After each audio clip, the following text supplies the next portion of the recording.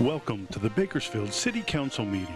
This television broadcast is brought to you by the local cable companies, the County of Kern, and the City of Bakersfield. You can watch the rebroadcast of this meeting Saturday at 7 p.m., Sunday at 10 a.m., and the following Wednesday at 7 p.m. You can download the agenda for this meeting at www.bakersfieldcity.us. Presiding over this evening's meeting, the Honorable Mayor Karen K. Go. Good evening. It's my pleasure to call to order the 5:15 City Council meeting of November 18th, 2020. Madam Clerk, please call the roll. Mayor Go. Here. Vice Mayor Parlier. Here. Councilmember Rivera. Councilmember Gonzalez. Here. Councilmember Weir. Here. Councilmember Smith. I am here. Councilmember Freeman. Here. And Councilmember Sullivan. Here. Thank you. Well, welcome everyone. Sorry to keep you all waiting, but we're glad that you're here to engage in the process. We're going to need to have everyone seated or out in the lobby. We can't have anybody standing. So are there any open seats? If there are any open seats and you can indicate that, just raise your hand in case there are seats next to you.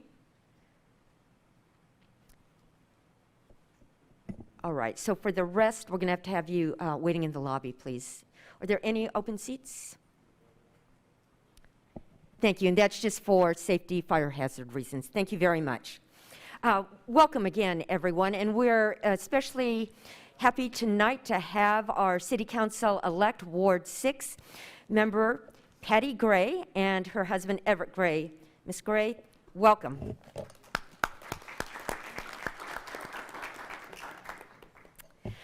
On March 4th, Governor Newsom declared a state of emergency in California due to the threat of COVID-19.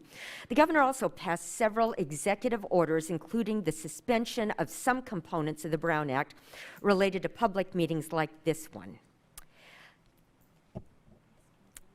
At this time, we have the pleasure of having Councilmember Sullivan's great-grandchildren participate in the invocation and in the pledge. And first we'll have Zoe Ellis, age 11, who's going to offer the invocation. And then following the invocation, we'll have Zoe and her siblings, Isaac, who's age 8, and Selah, age 5. They'll lead us in the pledge. So first, I'd like everyone to stand, please, while Zoe offers the invocation.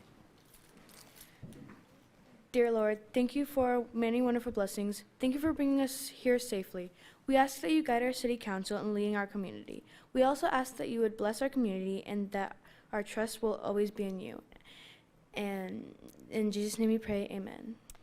Amen. And now Isaac and Selah, would you join? And go ahead and lower the mic, please. Selah. No, you're not praying.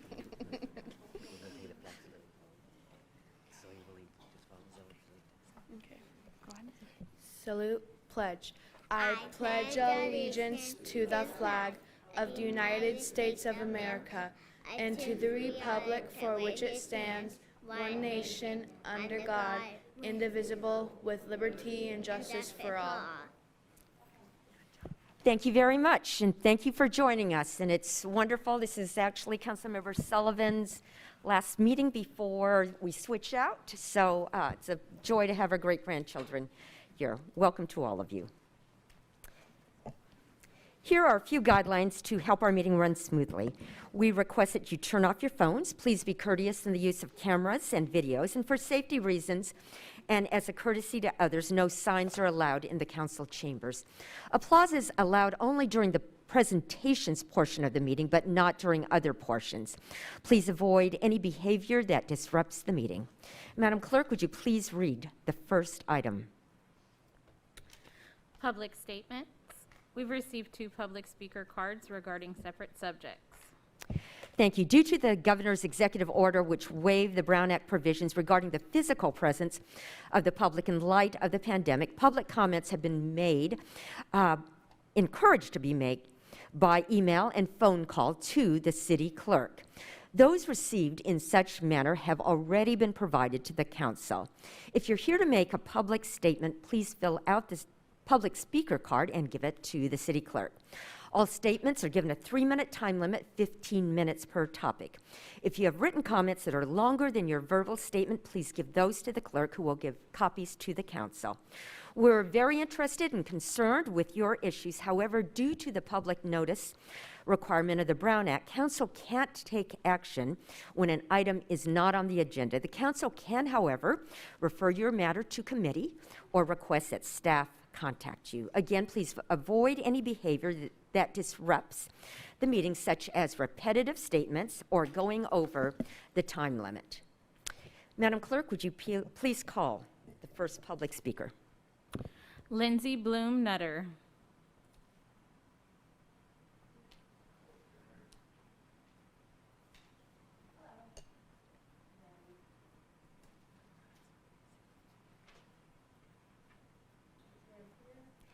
There. Welcome, Ms. Nutter, and go ahead and raise the microphone, please. All righty. Good evening. My name is Lindsay Bloom Nutter. I've lived in Bakersfield since 2002 with my husband, Mafe Nutter, and we've been married for 40 years. I'm really excited to be here today to tell you about my new movie called Charlie's Christmas Wish. It's a wonderful family movie, and it's about a returning veteran who has PTSD, and he has to get back into the community and with his family. And it has a wonderful, adorable little dog called Charlie, and she gets her assignments from God. And I play the mayor, Aurora Cox. Got to thank you, Karen, for your example. I appreciate it. Anyway, and we had a soft showing last week on Veterans Day over at Hodell's Restaurant. We had the Honorable Jackie Sullivan in attendance, as well as 2 veterans, Robert and Tina Miller, and my husband and myself. And it was wonderful to see it on a bigger screen. For those of you that don't know much about my career, I started out on the Dean Martin Show as one of the Dingaling sisters. We sang and danced and did sketches with Dean Martin and many celebrities. I'm a former Miss USA. I also did many guest stars in television in the 70s and 80s, including recurring roles on the Dukes of Hazzard, where I played Maybelle Tillingham, the switchboard operator, for 3 years. I was also in Dallas as Ray Krebs' old girlfriend, Bonnie Robertson. Many of you saw me as a brunette on Mickey Spillane's Mike Hammer, where I starred opposite Stacy Keach as his secretary, Velda. So it's been an interesting journey, to say the least. My favorite movie role was when I got to play Jean Harlow in the movie Hughes and Harlow, Angels in Hell. In 2007, I came out of retirement to perform for veterans for 3 years across the country with my partner, Michelle Delafave, from the Dean Martin Show days. We performed at many veterans' hospitals, Vietnam vets all the way across the country, including Alaska. And I've always been very patriotic, and I've discovered recently in the last 4 years that I have 2 great-grandfathers that fought in the American Revolution, as well as every war since then, including the Vietnam War, where my mom's 2 brothers served. So I'm happy to be here. You may wonder, where do I see this movie? Because, you know, the theaters are closed, obviously. So it's live streaming on several formats, including Google Play, Amazon Fire Stick, iTunes, Fandango Now, and many other places, including DirecTV and Dish. You can also buy the DVD on Amazon, Walmart, or Target's websites. So I just thank you so much, and I wish all of you a happy Thanksgiving, and God bless you, Jackie, in your retirement. Thank you. Thank you, Ms. Nutter. All right. Next speaker, please, Madam Clerk. We have Tina Miller.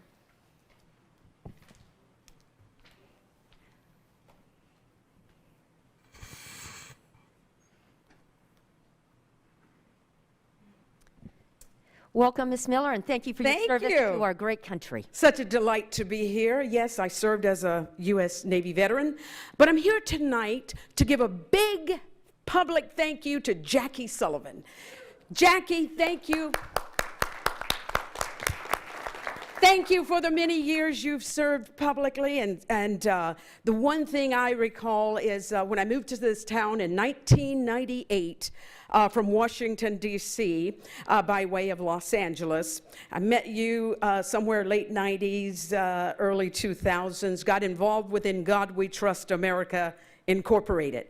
And I'm so thankful. So this is just a big thank you tonight to say thank you to Jackie. She's a dear friend, and hope to see you continue, Jackie, with your public service. And a big thank you to my dear friend Lindsay Bloom Nutter. She'd like you all to somehow see the movie. And it's really a great feel-good movie, and you'll thoroughly enjoy it. So thank you very much. Thank you, Ms. Miller. Madam Clerk, next item, please. Oh, Councilmember Sullivan. Yes, thank you, Tina, and thank you, Lindsay, and proud of you. And I would also like to thank my family. 4 generations here, me, my daughter, my granddaughter, and my great-granddaughters and grandson. So thank you for being here. Thank you so much for being here. We're thankful for each other, and so thank you. Bye-bye. Thank you. 4 generations, amazing legacy. Thank you so much to the Ellis family and Councilmember Sullivan. We'll have an opportunity on December 16th to be more formal in our appreciation. Next item, please, Madam Clerk. Under consent calendar, items 8A through 8AP for approval. A staff memorandum was received regarding item 8F, revising the appropriation language for this item. Thank you. Vice Mayor? Thank you, Mayor. Does any council member wish to recuse themselves from an item? Does any council member wish to remove an item for separate consideration? Seeing none, I make a motion that we approve consent calendar items 8A through 8AP, along with the noted corrections by the city clerk. Thank you so much. You have a motion. Please cast your votes.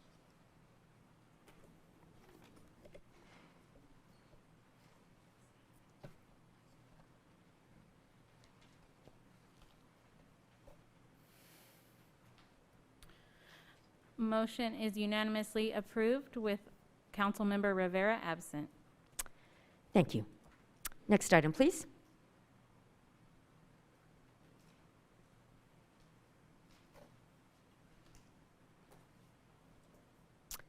Our next item is public hearings. Each side will be allowed 15 minutes. It's 15 minutes for all sides. So please identify yourself. Make your statement succinctly so others may speak. We'll hear statements from those opposed to the staff's recommendation first. Then we'll hear from those who would like to speak in favor of the staff's recommendation. If there's testimony on both sides, each side will be allowed a 5-minute rebuttal. There's a clock on the TV screens behind me which indicates 15 minutes. Please step to the microphone, identify yourself. After 14 minutes, a yellow light will come on, and at the end of 15 minutes, a red light will flash indicating your time is up. Quickly end your statements at that point. You may ask questions during your statement, but they won't be addressed until the public hearing is closed. If you have written comments that are longer than your verbal statement, please give those to the clerk. She'll provide copies to the council. Please be courteous to others who wish to speak. Unless there's approval by the majority of the city council, there's a strict 15-minute time limit per side. So please be concise and avoid repeating the remarks of previous speakers. Madam Clerk, please read the public hearing item.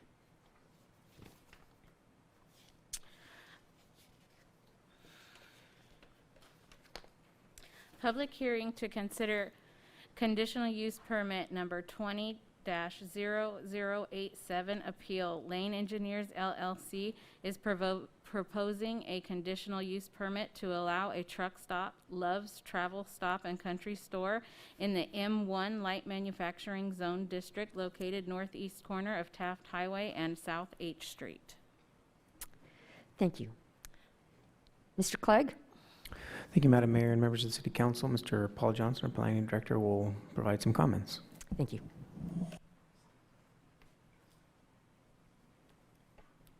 Good evening, Honorable Mayor, council members.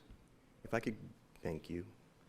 So this item on the agenda, as was noted, is an appeal to a conditional use permit that was approved to allow a truck stop, more specifically the Love's Travel Stop and Country Store.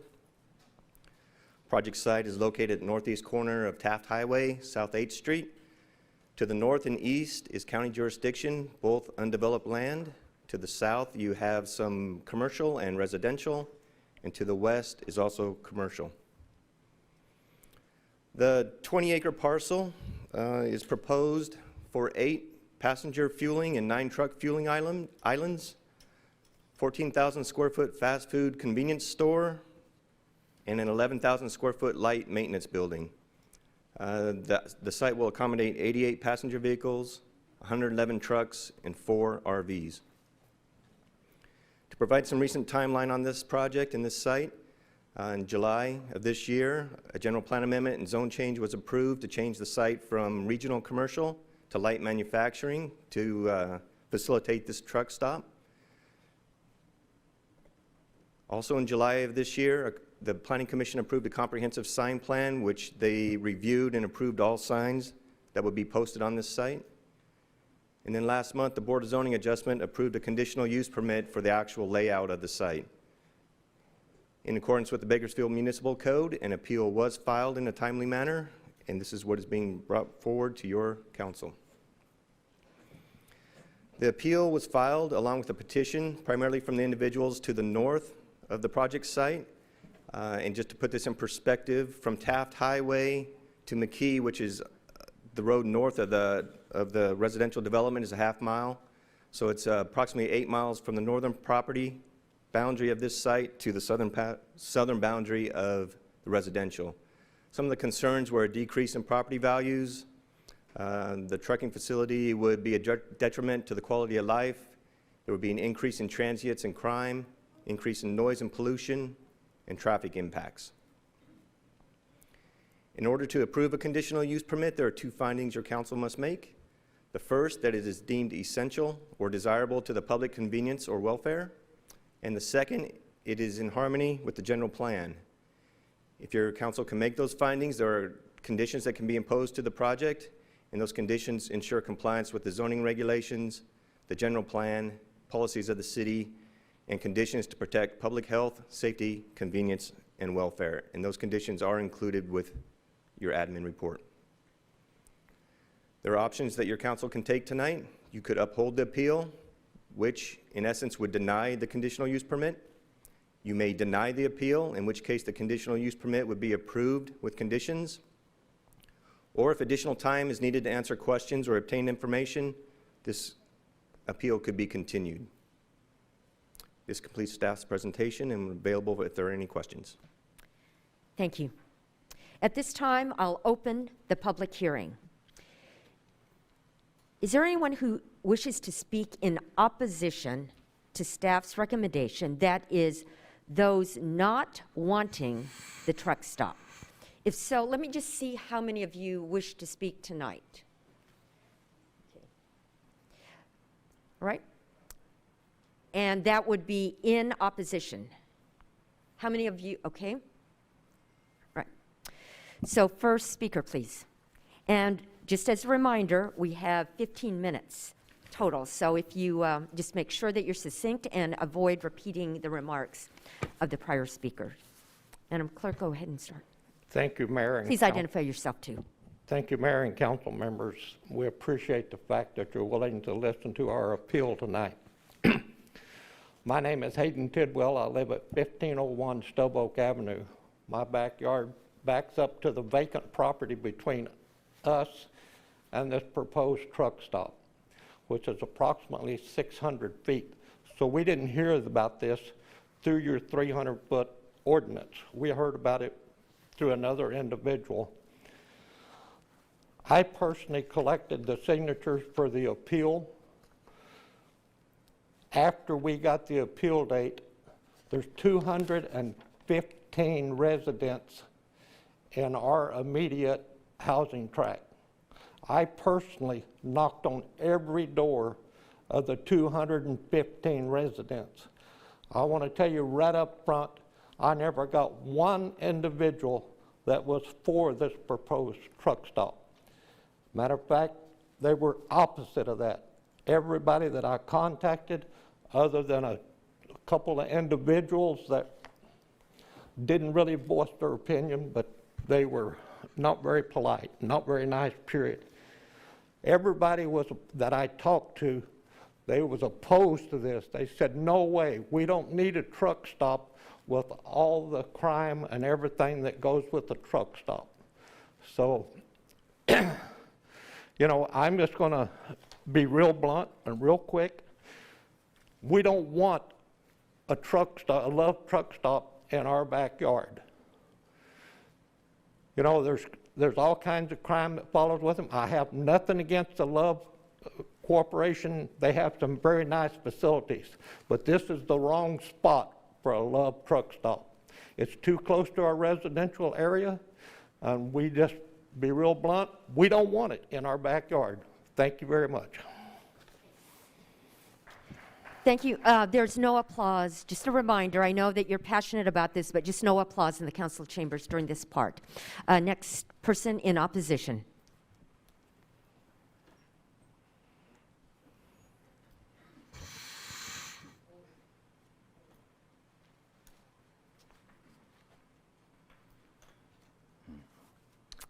Hello, my name's Carlos Papillon.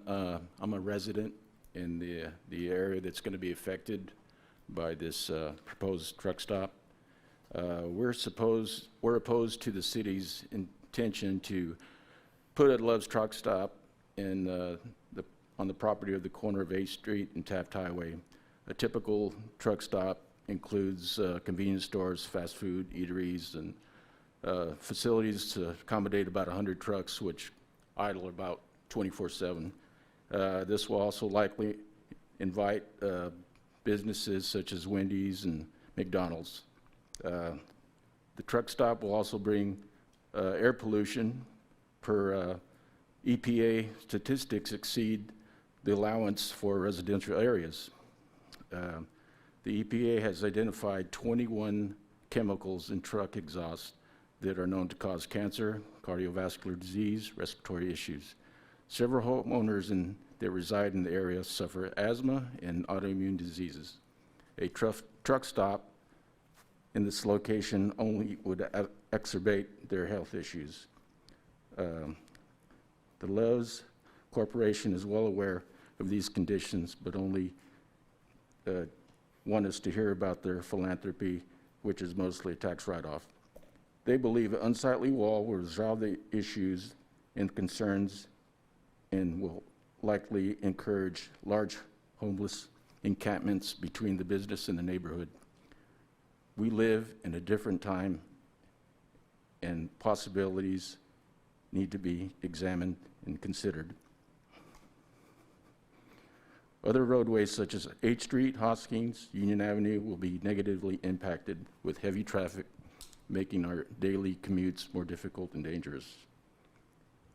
Truck stops bring drugs, crime, human trafficking, concerns being close to elementary schools and senior citizens center, as well as nearby medical clinic. The safety of our children and elderly should be priority over a truck stop. Crime will not be isolated to the truck stop, nor will the pollution. Property values will also decrease in the area, resulting in financial hardship to many residents. Bakersfield's priorities to generate revenue for the city with the truck stop is in direct conflict with maintaining the quality of life for residents in the neighboring communities. We encourage Bakersfield City to consider alternative revenue generating business for this location. We've lived on our property for over 27 years, raised our children here, and plan to remain the rest of our days. If this conditional permit is approved, we will also likely be uprooted to avoid the negative impacts.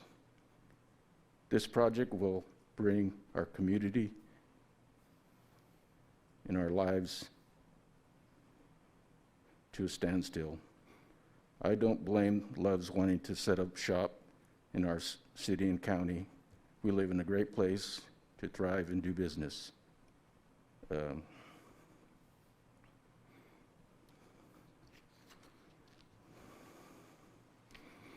This is why We have our elected government officials to protect us, the constituents, from unforeseen harm to our community.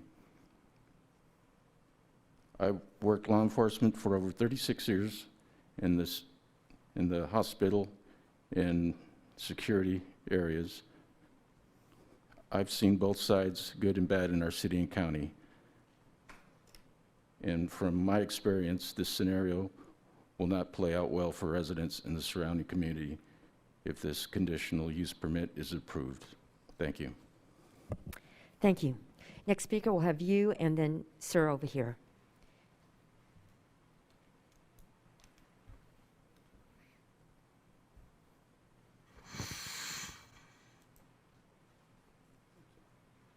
Welcome. Please identify yourself.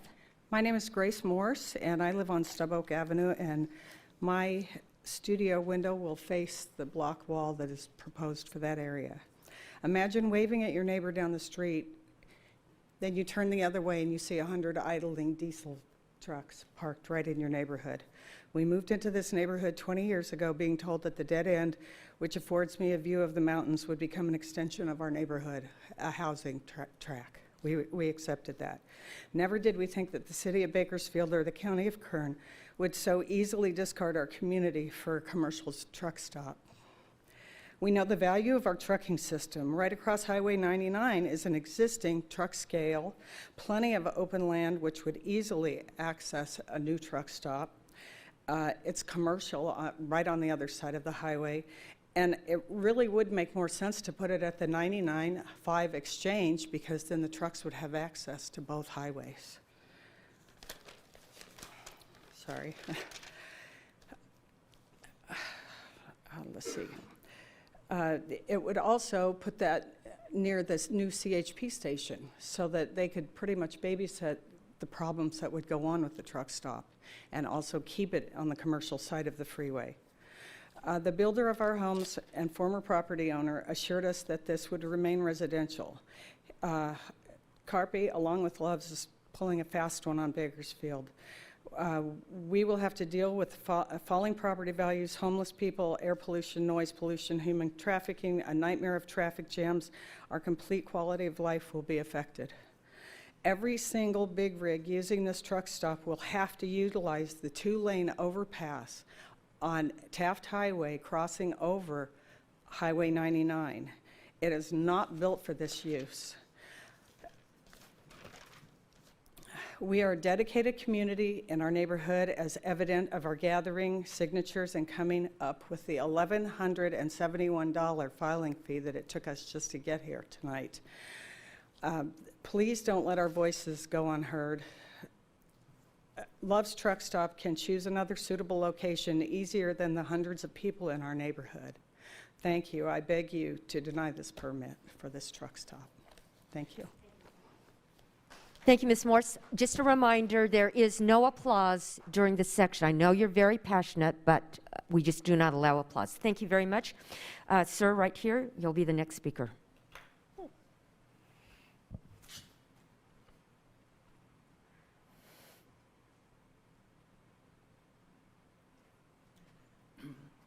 Hi, I'm Welcome. Tom Davis from 1313 Stub Oak Avenue. It's kind of an odd situation that I'm speaking out on this one. I've actually been in the transportation industry for almost 25 years myself as a truck driver, a terminal manager. I'm currently the safety director for a transportation company right now. My wife is actually employed at a travel plaza similar to the one that we're talking about right now. But the differences between a lot of these locations is just that location. You travel the I-5 corridor, the 99, you don't see truck stops like this butted up against residential areas. They're in commercial areas, places that are more suited for this type of an operation. I don't mean to echo the comments of everybody out there, but I've seen firsthand from sleeping in truck stops myself, the prostitution, the drug sales that go on in it, the litter. You'd walk any truck stop in this nation along the perimeter fence line, like where we're going to be living, you see urine bottles, feces, trash, stuff just all over the place.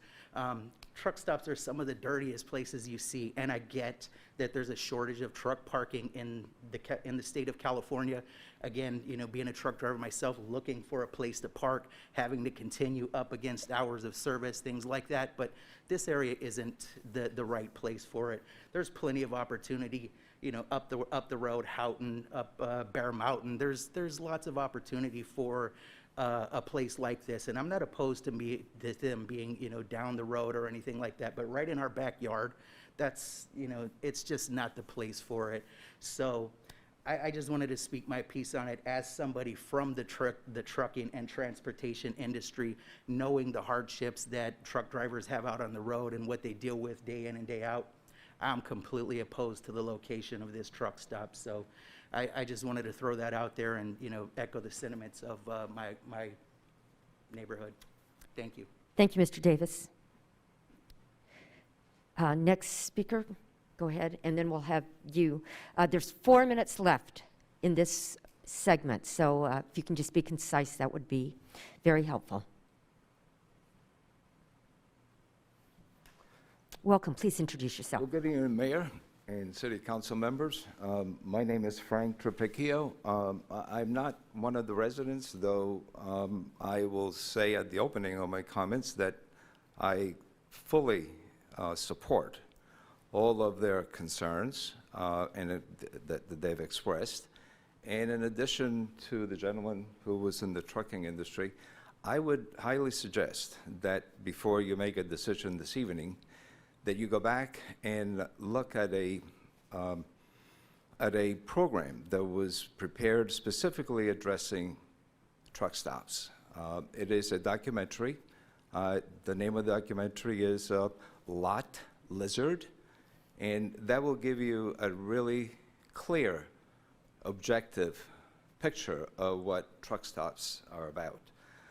The purpose of my being here, though, is I'm a real estate broker, as I mentioned, and I'm representing the property owner to the east of the subject property.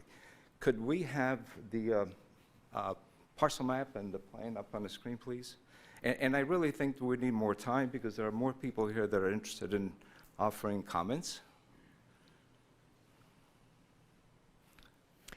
Yeah, okay, I'm... Keep going. You don't have to answer, but that's just what I'm suggesting. So the property to the east, this goes to concerns about the credibility and reliability of the applicant.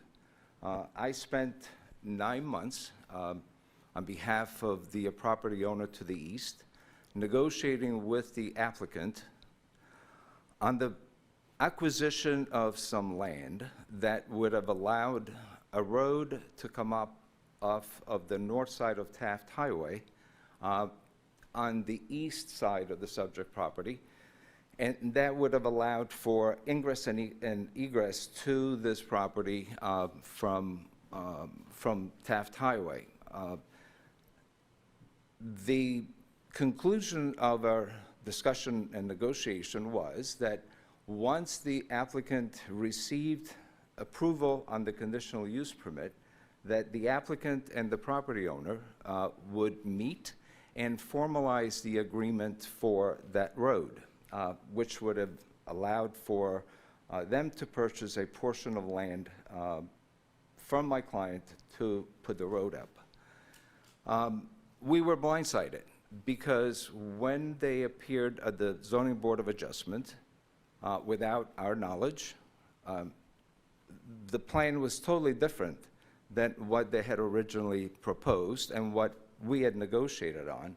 Therefore, I was not prepared to address the concerns that my client has because that change in plan was something that we were not aware of. We have less than a minute left for opposition.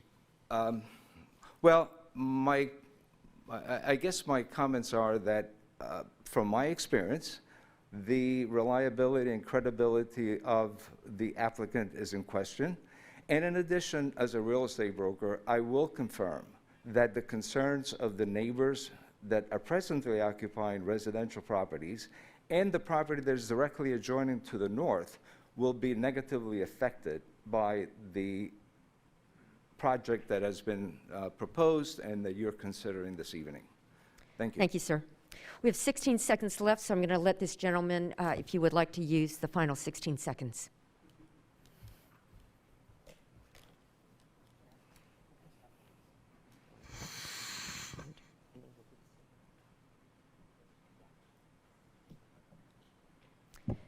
Okay, how many people still want to speak in opposition? Yeah. Okay. Okay. Vice Mayor. Okay. My name's Rupert Salinas. Just a second, sir. Mayor, I request that, make a motion that we extend the time to allow for these folks to be able to speak and afford the other party the same amount of time. Thank you, Vice Mayor. You have a motion. Please cast your votes. Mayor, how much more time are we asking? 15. 15.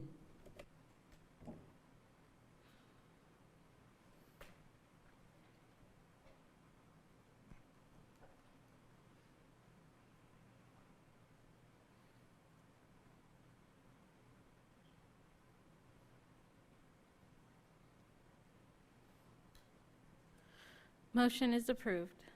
Thank you. Go ahead. Okay. My name's Rupert Salinas. I live in the neighborhood to the north of the project. And we're also forgetting about the south side of Taft Highway, which also has residents, mobile home parks. There's a property to the east that is, I believe, belongs to the Greenfield Union School District for a proposed school district, elementary school there in the future. We're already combating homelessness from the Lowells down the street on Panama that migrates south into the neighborhood. So we're already combating that as it is. This is just going to make it even worse. I'm still trying to wrap my head around how we got this far in an area that I don't know how much of the strip of the Taft Highway is a city's jurisdiction compared to county property on either side. It just seems like there's a strip down the middle, and that's how come I'm showing up, had no idea this was going on. I want to thank Mr. Tidwell for leaving the paper on my door, but I am really against this idea of the truck stop. I don't see any positives for the people that live in that area. Thank you. Thank you, Mr. Salinas. Who else would like to speak in opposition? We'll have you right back there, and then this gentleman in the white shirt.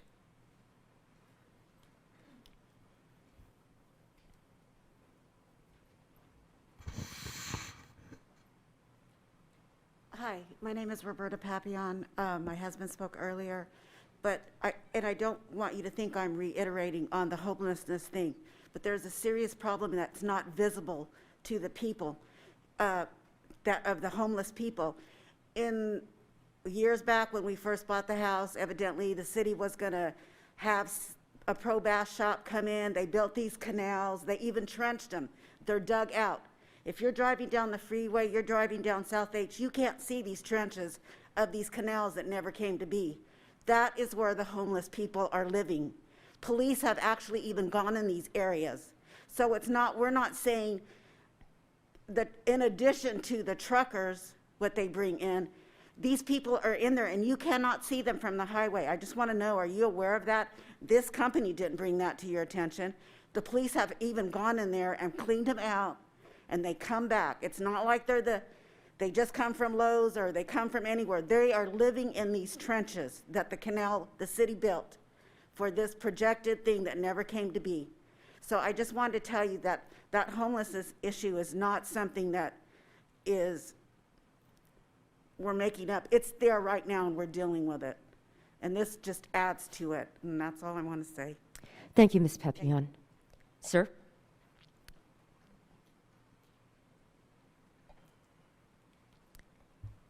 Who else would like to speak? Okay, we'll have you right back there, and then right here next. Okay. Madam? You'll be next. Good evening. My name is Travis Levy, and me and my family live at 1213 Stub Oak Avenue. I am here to object the proposed Love's truck stop on the northeast corner of Taft Highway and South H.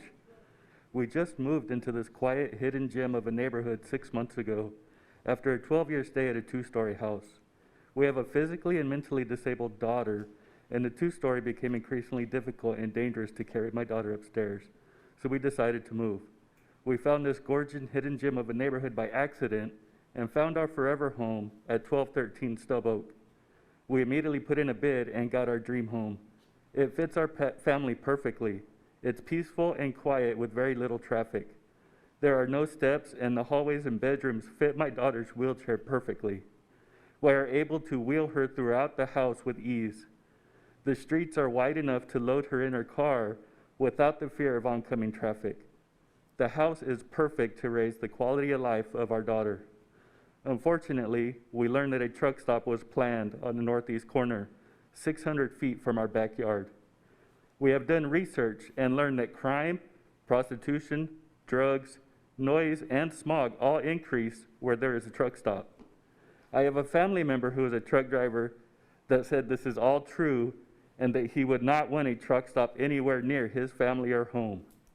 I am not against truck drivers or truck stops, but I am scared and nervous of having that kind of activity 600 feet from our forever home.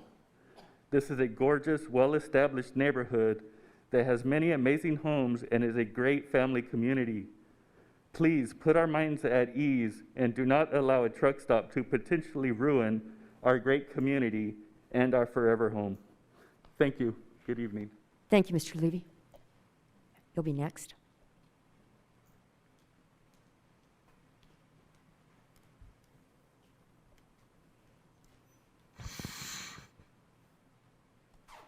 Hi, my name is Jan Salvo, and I'm here representing the homeowners of the mobile home park. It's about 250 mobile homes that are within 313 feet. I'm told by the city council that we're not within the 300 feet, but we're 313 feet on the other side of Taft Highway on the south side, which I understand the entrance to Love's will be sharing the same area that we enter the mobile home park.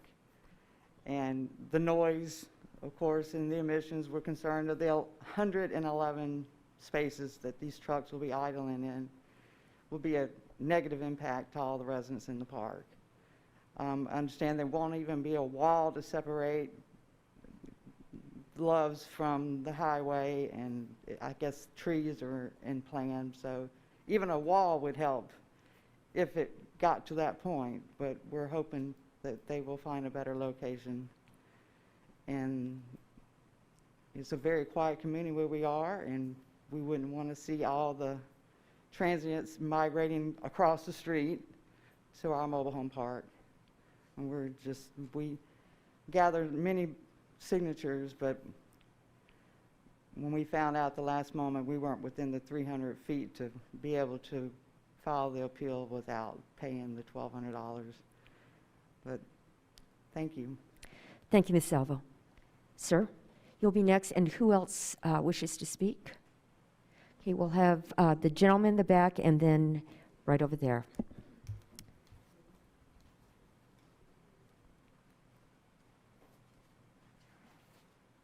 Good evening, Council. My name is Robert Leeser. I live on 1313 Mornington Avenue, which is approximately 700 feet from the proposed site. I moved to Bakersfield in 2002. I fell in love with this area that I live in. I saw it from the freeway, and I still was commuting between Bakersfield and the Valley, and it was a perfect location for me. The neighborhood was quiet. The streets were nice and wide. I have 14 grandchildren that visit from time to time, and I feel very safe with that property. When I heard about the proposed site for a Love's truck stop through my friend Hayden. Had no idea that this was coming about. I did a little research just so I could find out how close the other Love truck stops are in California. There are approximately 6. The area that we're in is the closest one to residents. The other ones are in very rural areas where there's non-existent residential properties. Mostly it's commercial, which is fine. That's where they should be, close to the freeway, so they have good access, but not in our neighborhood. It's a beautiful place, and I had planned to stay there until I retire, but if this truck stop is approved and brought in, I plan on relocating to a safer place. Thank you. Thank you, sir. Thank you for your service, and welcome home. Sir in the back.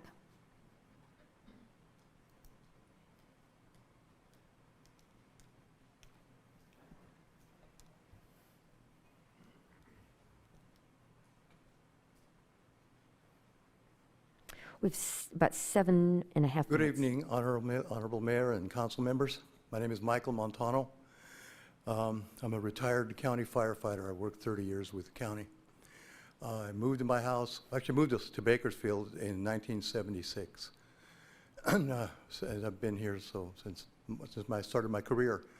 And I bought my property right there on Helen Way, which is just east of the area they're proposing for the truck stop. My street backs up to that field, which Greenfield School District owns that lot right behind me. It's fenced in.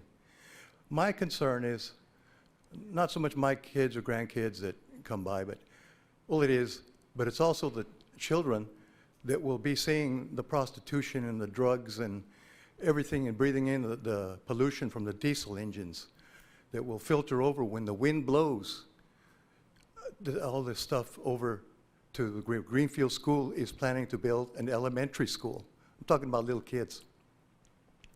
And that's all I wanted to say was, and I appreciate it for your time, and I urge a no vote on this Love's truck stop at that area. It belongs in another area, like this gentleman said, commercial area that's away from residences. Thank you for your time.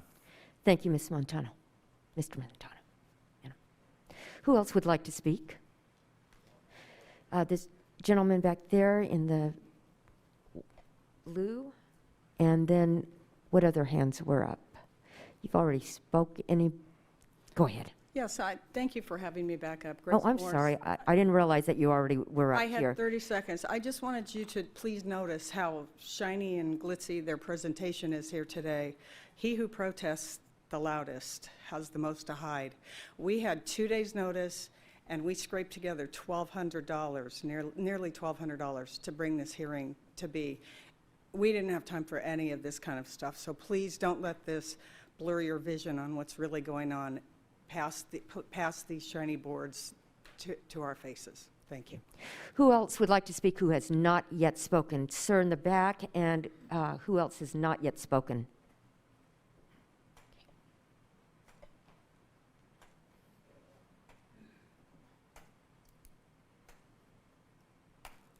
Council.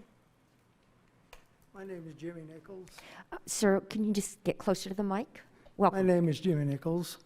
I live in the West Hills LLC mobile home park, where Jan is the manager in the front portion of the park. The back part where we live are full of old people, 55 plus, disabled people.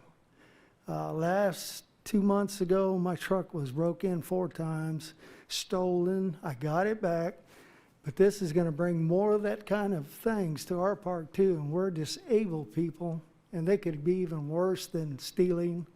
They could be hurting people also. And we don't want it because we have grandchildren and children. We don't want them around there. That's a no vote for me. Mondo got 178 votes from that side. And Jan here, that's a no vote for all of us. I appreciate the time here. Thank you, Mr. Nichols. Is there anyone else who wishes to speak who hasn't yet spoken?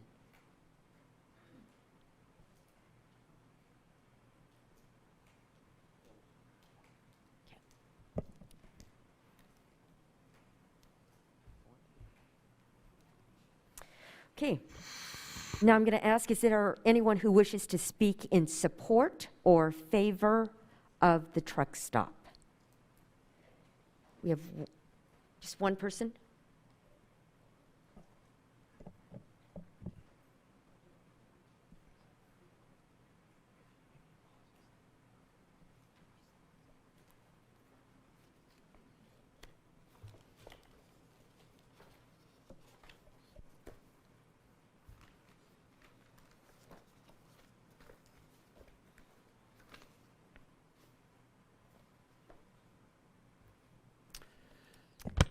Welcome. Good evening. My name is Kim Van Dyke, and I work for Love's Travel Stops Country Stores. And I appreciate your Honorable Mayor and Council for your time tonight, listening to everyone's comments. That is the process that we go through, and I hope that you also listen just as intently to why we should be here, and I hope that you approve of our already approvals and deny the appeals. And I think I have more than 15 minutes, if I understood right, that I got. Yes, you have equal time. So I'll try to make it as fast as possible because your time is valuable in just being here. And I'd also like to reserve probably a few minutes for if I need to have some of our other team that are here answer questions, if I may reserve a little bit of time at the end. So my name again is Kim Van Dyke, and I reside at 2330 West Success Trail, Midway, Utah. Our corporate office is in Oklahoma, if you're not familiar with Love's Travel Stops. And if I may, to also, you probably won't have time, but it might be nice to have this in front of you while I speak. If I may pass out some literature real quick.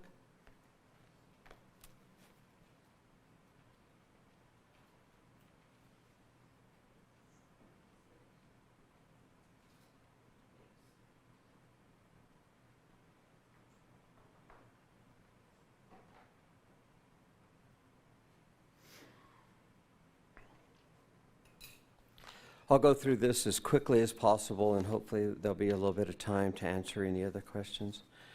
I had some pre-written notes, but I think I'll do them a little bit different and just go right to the issues, and then finish up with a little bit of why I feel that this is the right business to have in your community. So we kind of someone mentioned that, you know, they didn't have a lot of time for what their opposition to this, and we didn't have a lot of time to prepare either, other than working through the night to get stuff like this out and to be here from Utah and other things that we had to do to scramble in the last minute. But we kind of compiled the major points, and I think these are the same ones that were put up on the board. So I'll get to that. The first one was major concern that we saw was the proposed Love's truck stop will adversely affect property values, traffic, environment. And I feel our response is a traffic study was completed by Rutgers and Schuttler, which was reviewed by the city engineering, Public Works, and Caltrans, all three of them. The traffic study concluded that there was less than significant impacts. That's there coming from all of those groups, which is a level of C or better at all 6 intersections that were analyzed. Further, even though not required from the traffic mitigation standpoint, the current conditions of approval, which there were 75 of them that we're complying with, required for the project to widen and pave out Taft Highway and 8th Street along the project's frontage, which includes curb and gutter, sidewalks, and additional paving. Additionally, the city engineer and Public Works is requiring existing pavement on the project's half of the road to be reconstructed if it's not up to current structural section requirements. We agree to all of this. And a lot of this will bleed into some of the comments that you just heard, that access was changed and stuff. We didn't change anything. So property values, there's no documentation that that ever happens because Love's comes to town. Nowhere I've ever seen it. We have 531 of them nationwide. Environmentally, all the vehicles today on the road, all the trucks and cars, unless it's really old one that's not getting caught on the streets, they all meet or exceed the 2010 emission standards. They have to. That's what's out there. And if they don't, then they're not on the highway. And those are California implemented standards. California no idle law, it's in place. We have signage all over our law. We monitor it the best that we can. And most truck drivers do comply with that idle law in California. Our tanks, our lines, our spill pits that are under every diesel island, if there was to have a spill, they're all higher than the standards of California and the federal government. All of them. All of our tanks, all of our lines, all of our spill control, all of those things Love's does better than any other travel center in the company. Number 2 concern. We currently live in a quiet community surrounding the proposed truck stop, and the truck stop will be a deterrent to the quality of life. The response to that is the residential neighborhoods don't completely resound. It's only on the north side, and it's over 600 feet away, 650 feet away, a matter of fact. And then I'll get to in a little bit the wall. Concerns about the noise level, pollution of commercial trucks running 24 hours a day. Our response is, in an air quality study that was prepared for the project, there was found to be no significant impacts to air quality. A noise study was also conducted and found there to be no significant impacts. These are outside companies that do these studies for us. The original noise study did not even include the block wall along the north side of the property in the development. Even though a block wall was not necessary to mitigate the noise impacts, the City of Bakersfield Municipal Code Section 1728-035E requires a minimum of 6-foot-tall solid block wall along the north side of the property to separate commercial from industrial development from the residential area. The developer elected to have a supplemental analysis. We complied with that mitigation measure. And we also did a supplemental analysis prepared to qualify the additional noise reduction benefits of this wall would provide. Collectively, the average noise level was reduced from 43.8 decibels to 38.2, and the standard is 50, so it's sizably under it. The 4th concern is truck stops are notorious for attracting transits, crimes, including drugs and prostitution, adversely affecting safety and property values. This one's really difficult for me because I worked for another travel stop company for 6.5 years and left them because they weren't ethical and they weren't honest, and they're not where I wanted to spend my career. But I've been 25 years with Love's. They're the greatest company in this country. Matter of fact, now they're number 16 on the 500 privately held companies, company owned. I've been here for 25 years with the greatest people I could ever work for. They do everything right, or we wouldn't be the best travel stop company in the nation.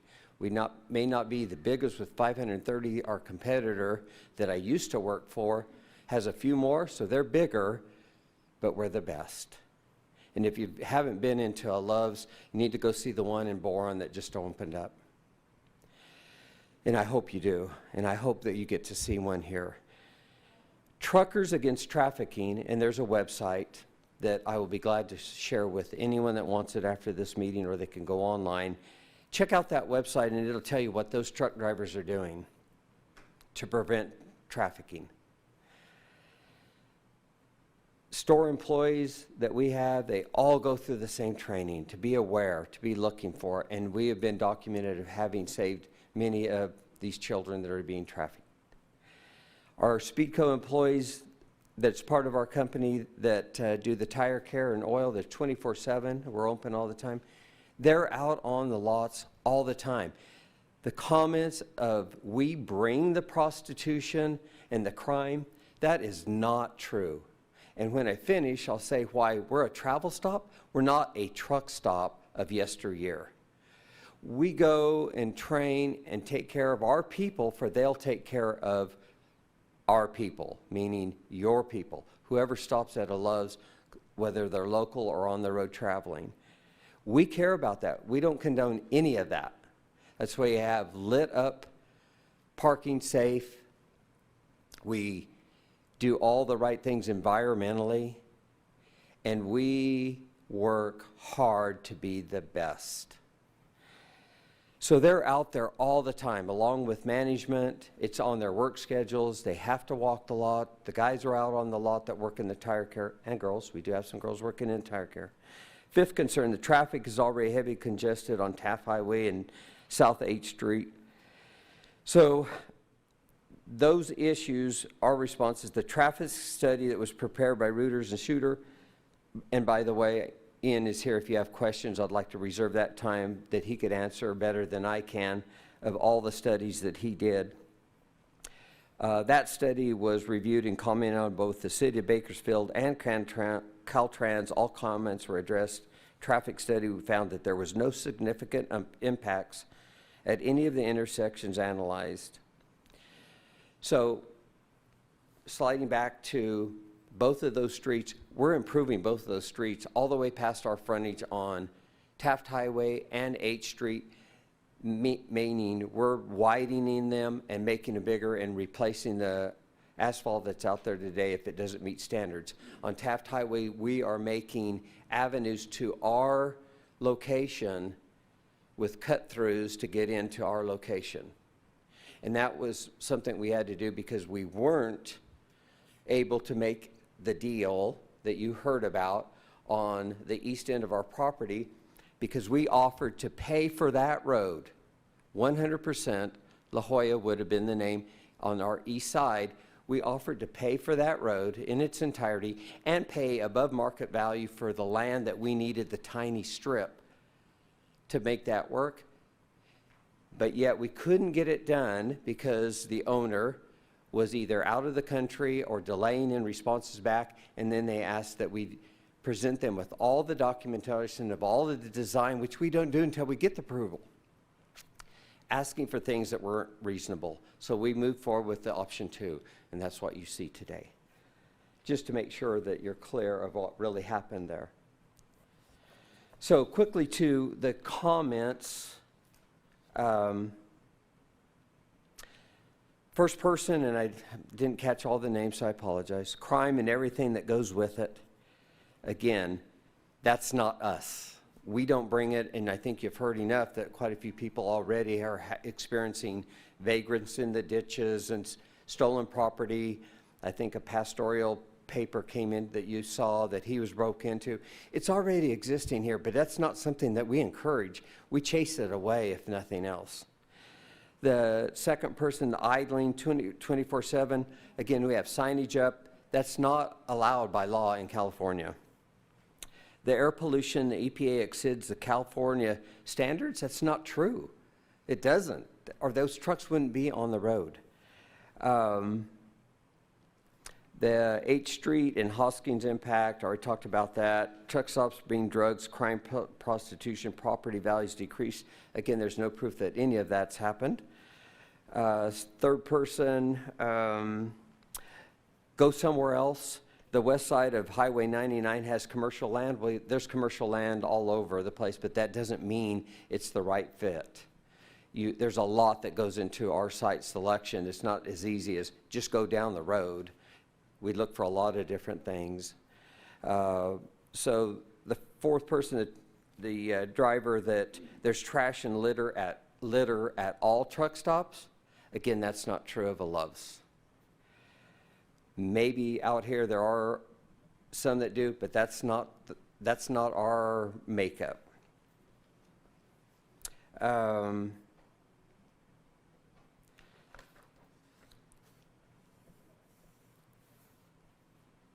The traffic increase, there's already traffic out here on 99, and that noise is less than significant with the distance that's there, and our noise impact studies prove that. So I don't think that is something that they need to worry about because that traffic on 99 is never going away.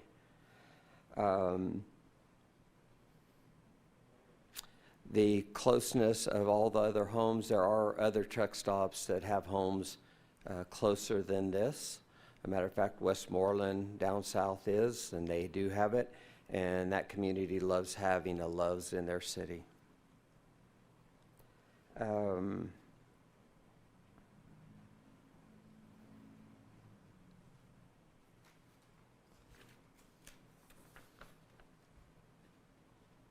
And also, by the way, I do have the California Idle law handy. So now I'd like to just take, I don't know if that was the full 30 minutes, but maybe Yeah, I you have a some more little bit. time still. We have a few more minutes? Yes, Madam Clerk, did we use 11 minutes from the other side? Yeah, we'll add another 11 minutes. Okay.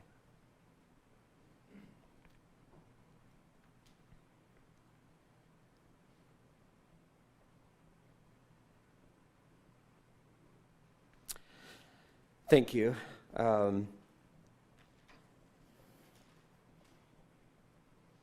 I just hope that in the big picture, Love's in all the communities that we are, and with minimal research, you can see all these things that I'm talking about of what they do in the community. And I think someone mentioned that the $31 million that Love's has donated to Children's Miracle Hospital, I don't think that those children would say that it's a tax write-off. We care about what we do, and they give a lot. $2,000 just to open the store. Every year, the general manager can give it to whoever you choose. So I hope you keep that in mind, because we think not only we're a great company, but we're also a great neighbor, and we'll be a great company for your company in a lot of different ways. So once again, I reiterate, we're not a truck stop. We're a travel center, and we have restaurants and a lot of things that people need on the road. So I think one of the things that was brought up on the board was the essential businesses. Truck stops are, in this day of this year that we're experiencing, I'd like to comment that not only are we an essential business, but also we are providing 40 to 60 jobs, when I think your state, as well as all the ones in the nation, are still 11 million more unemployed than we were before COVID hit. We also, with that being said, we have the job markets that we provide, and our goal is always 70% full-time with full benefits and opportunities to grow. And I've been with Lowe's for 25 years. When I started in 1997, they had 31 travel stops. Today, 531, so it tells you there's great opportunity for people that want to get into this business. And for the community that you use, for the whole community, not just this area, but for the whole city, there are benefits for having sales tax revenue $800 to $1 million a year from a travel stock company. So I hope you consider the approvals that we had up to this point, and now the appeal that you deny their appeal. We look forward to being a bright part of your community, and I think you'll find that if you vote in that favor, you'll find out we are more than that. Thank you. Thank you, Mr. Van Dyke. We have about 8 minutes left. Is there anybody else who wishes to speak in support of staff's recommendation that is in favor of the truck stop? What I was going to try to do, and I don't know how you do it here with this one, but if you had questions specifically to traffic or noise or something, they would be able to answer. So this is how we'll do it. So if you want to finish using up this time, then we'll have 5-minute opportunity for rebuttal from those opposed, and then another 5 minutes. Okay. And then we'll go to the council for questions and comments. Okay, I got it. So if you have anything further during this time, you have about 7 I'm good. minutes. Thank Okay, you. very good. Thank you. Is there anybody who wishes to rebut? We have 5 minutes at this point. All right, so I'm going to let people who have not spoken, you have not spoken yet.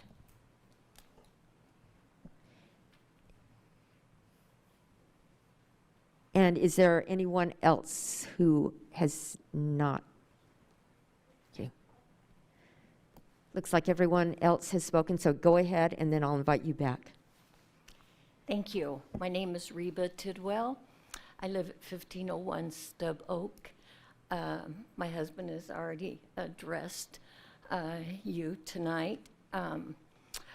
I just want to say that I have served on the Planning Commission and I have served on the City Council in our prior hometown, and I realize the difficult position that you are in right now. Those are very difficult decisions to make when you have people on both sides that are for and against. My biggest concern, and I will leave you with this, is I would like the gentleman from Utah that represents Loves, or either one of you, to agree that if your home was in that beautiful area, as some of our residents have stated, it's a gym that so many people in Bakersfield didn't even know existed. If your homes were there, consider this decision. And I'll leave you with that. Thank you. Thank you, Ms. Tidwell. Mr. Tidwell?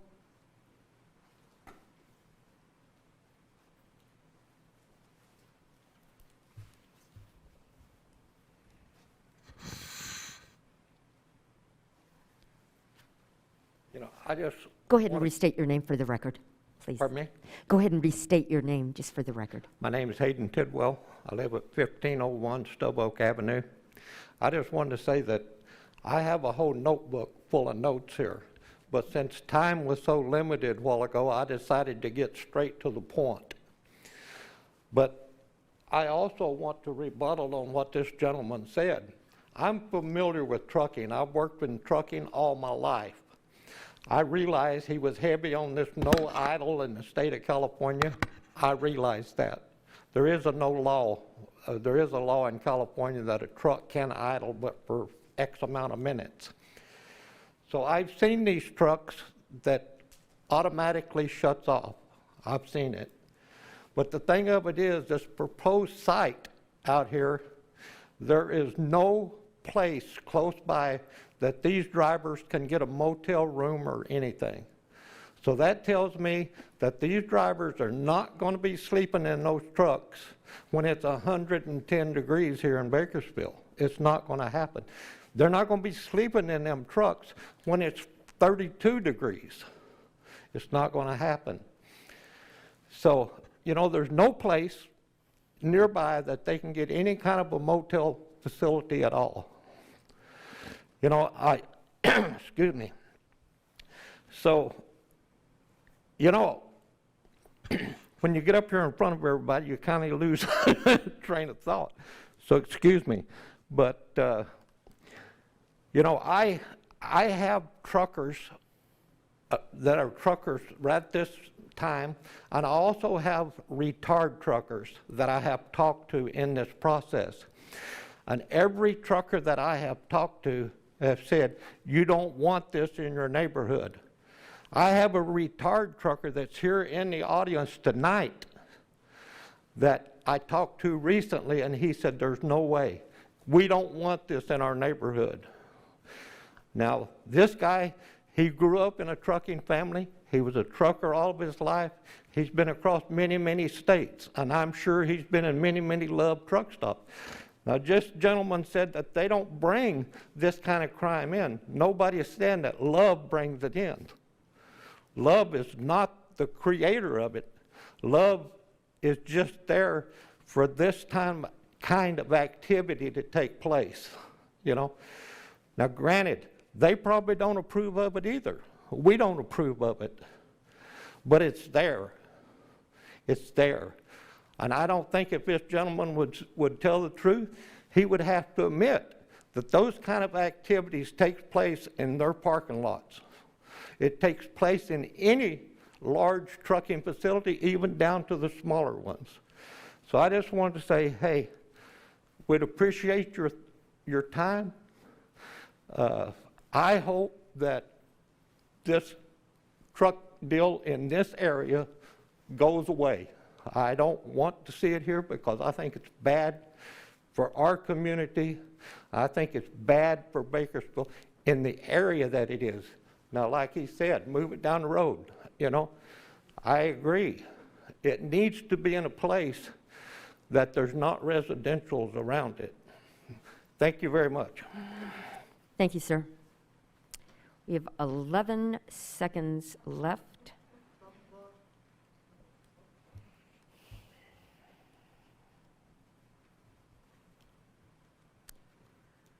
I have 11 seconds. Lena, What- can you just reset it to 11? I think you didn't stop the clock. Okay, he said there's a 24-hour tire care. I bet as everybody's heard an impact wrench. You want to hear that going off in the middle of the night? Cut new lanes into their pathway. That means when those lanes cut off, there's a bottleneck in traffic going both ways. Why would Love's need a trucking website? Or maybe not Love's, but the trucking industry need a website for trafficking citizens. I don't think Kohl's has one. Bakersfield already has the worst air. He said, quote, Ms. "This Morris? is the right fit." Time's up. It's not the right fit. He lives in Ms. Utah. Morris? He doesn't know Bakersfield. Your time's up. Thank you for sharing. And now, 5 minutes for a rebuttal from those in support of staff's recommendation.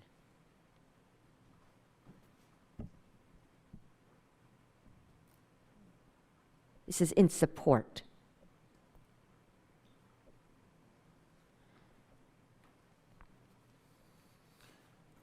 Yes, my name is August Moore, and I'm associated with Morgan Real Estate here in Bakersfield. And I've helped develop on the east side of 99, the Arco. I put in the Arco Station, Chevron Station, Jack in the Box, Ahern Rental, the $25 million CHP project. I was involved in that. And just to rebut the gentleman's deal, I'm in the process of putting in a Best Western Hotel directly behind the Chevron Station. And that's, franchise has been purchased, so we are going to have a hotel in that area. Thank you. Thank you, sir. Is there anyone else who would like to rebut in support of staff's recommendation?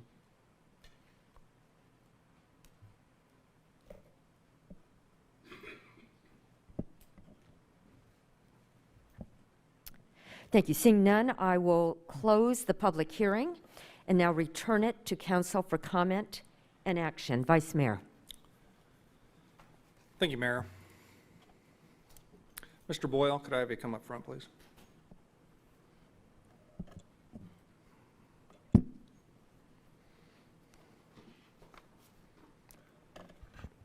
Mr. Boyle, I brought you up because you kind of have shepherded us through as you come to the city of Bakersfield. You've had a relatively short tenure here. You came from the city of Madera, and I believe you had experience with a Love's truck stop.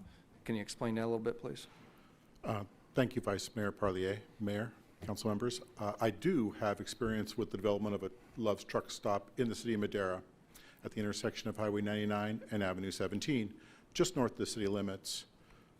I can speak to the development itself. It was a Love's country store and travel center, as well as a covered RV storage, a hotel, freestanding restaurant, and the Love's actually even complied with my former city's general plan and provided for a historical kiosk at the intersection, at one of the primary intersections, to provide an anchor to that particular intersection.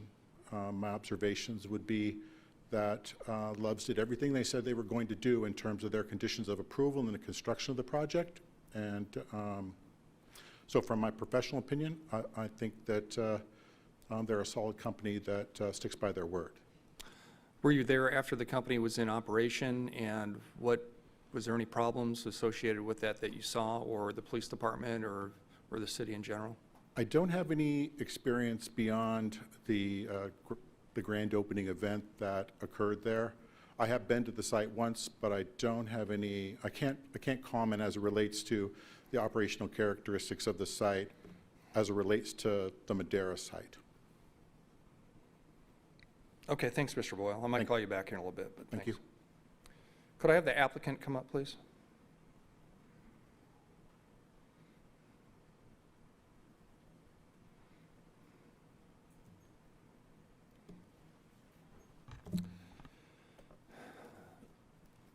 So your mitigation efforts, as far as, and I'll use or quote the term, lot lizards or prostitutes or drug activity or any other purported criminal activity, what security measures do you have in place? Or do you have higher security or cameras, or what do you do? So on the store premises, we do have outside cameras, but the largest security that we have, there are a few stores that, out of the 531, that have security personnel on site. But the majority are, because we have people there 24/7. On our task list, there's things that inside group and outside group do all hours of the day and night. And part of that is the walking of the lot, and that's the security that we provide, is constantly walking that lot, picking up trash, making sure that no one's there that shouldn't be there, or anyone that may look suspicious. So we work hard to make sure that that's happening 24/7. Would you be open to contracted security or other security there for your premises? We would always be open for it. If there's a need that's warranted, we would do it. As we have in the past, we have done it. Well, when you say as warranted, to allay the concerns of residents, would you be willing to do something like that?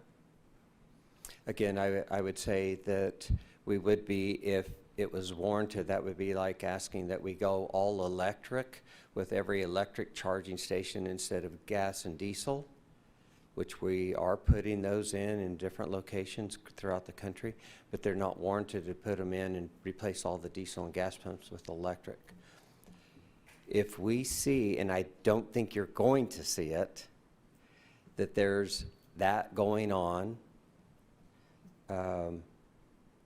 lot lizards, I hadn't read that book, but I don't think it's pertains to loves. That's one of the things that we don't want, and I think that with that chance to show, there's no need for security in advance. Okay.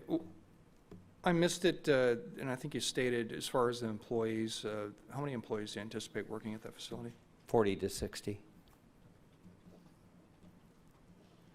you usually hire from, around the local? Absolutely. People?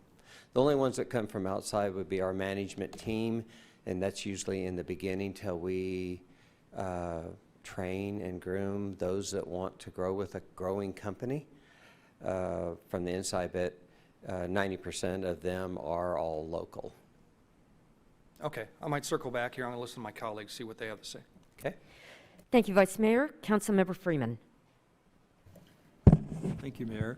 I think my first question is for Mr. Boyle. Is this a CUP that we're approving tonight? Is that, or is it the zoning? Thank you, Councilmember Freeman. Tonight you're hearing an appeal wherein the Board of Zoning Adjustment has approved the conditional use permit that allows for the truck stop in this zone. So it's a CUP. That's correct. We're talking about. How often do the CUPs have to be renewed? CUPs aren't typically renewed per se. If they're not used, they can expire. But once a CUP is issued, then as long as the applicant takes measures to utilize the use permit, make the improvements that are required within it in advance of formal occupancy, then as long as that use continues unabated, then the opportunity for the use permit expiring isn't there. What about, does it have any operating rule? For example, if a crime issue came up there and is perpetuated and wasn't mitigated, could someone lose the CUP? There's a pathway there, and I'm not sure whether Bakersfield has taken that pathway in the past. If there were conditions of approval, if an applicant did not operate consistent with conditions of approval, the city does provide a pathway for a process of revocation of those use permits. Do we know if keeping a crime-free, or at least having mitigation, is part of a reasonable, operating condition? I think the council at their discretion could create a condition of approval that provided some thresholds wherein if the applicant, if the business didn't operate in such a way that crime was not deterred, or, and I'm not sure what those thresholds would look like. Staff could work on a condition of approval that might facilitate that. But if there was a condition of approval added to the use permit that provided for that mechanism, that looked for a performance standard, whether that's police responses or things along those lines, then if that condition of approval wasn't complied with, then the council could entertain revocation of the permit. Well, I heard the biggest concern I heard from neighbors that I thought was, I would have it too, is crime. I mean, the traffic, I think the traffic studies show that if they do, because they're pretty detailed, if it's a level of service C, which is basically notes they give it, then I would trust the science, so to speak. But people have images of truck stops, most of us. Just the image of Bakersfield, by the way, if you ask someone what Bakersfield is in Southern California, they'll paint a horrendous picture. And it's not what we are, but that's what they've always understood us to be. Or they stopped 30 years ago at a gas station. And I think all of us probably have a negative image of truck stops. I happen to have been to a few nice ones recently, and I stopped there now on my way to Southern California, and they're clean and nice, they're new, and they're not at all the image of the old truck stop. But there are a lot of those old ones around, and that's what people are seeing. Homelessness is a universal problem for all of us, and quite honestly, fancy restaurants attract homelesses as much as gas stations. I mean, we have a homeless problem wherever.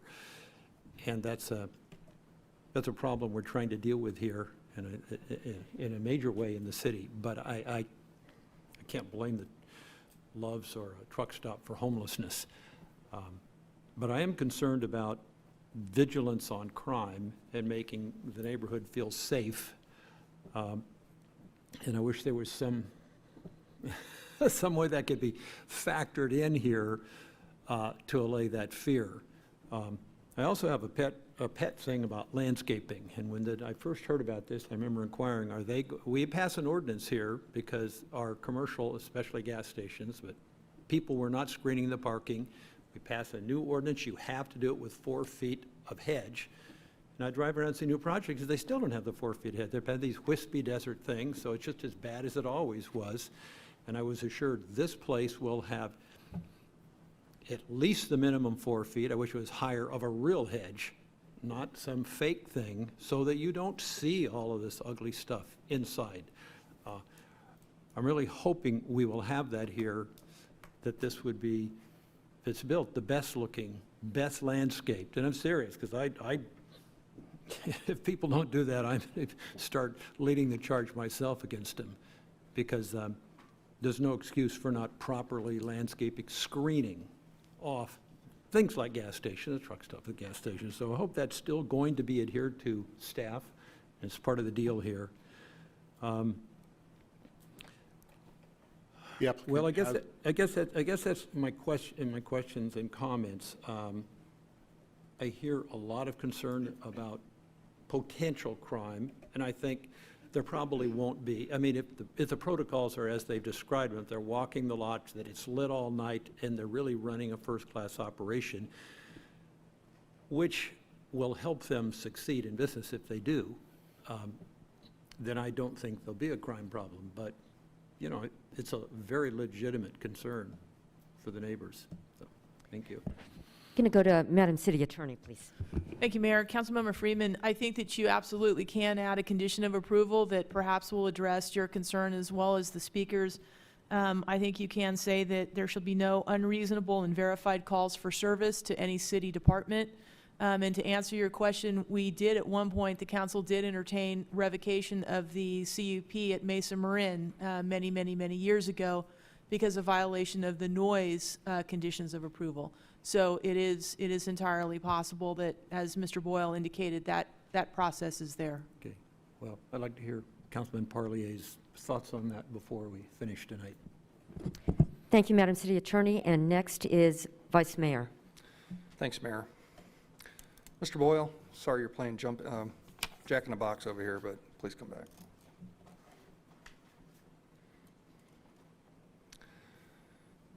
Has there been any light mitigation? Was that brought up BZA or planning as far as, shielding or anything to prevent lighting to detract from those neighbors behind?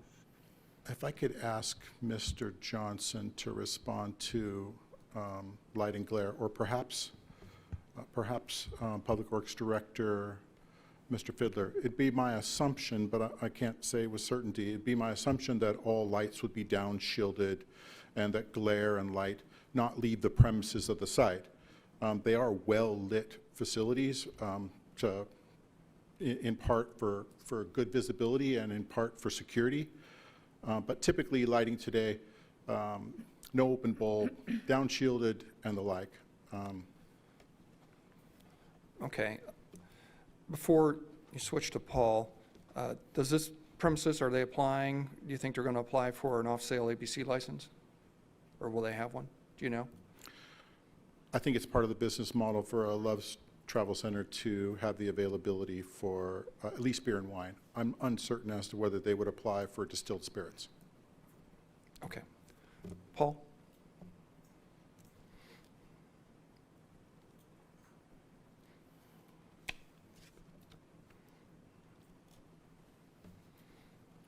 Paul Johnson, Planning Director.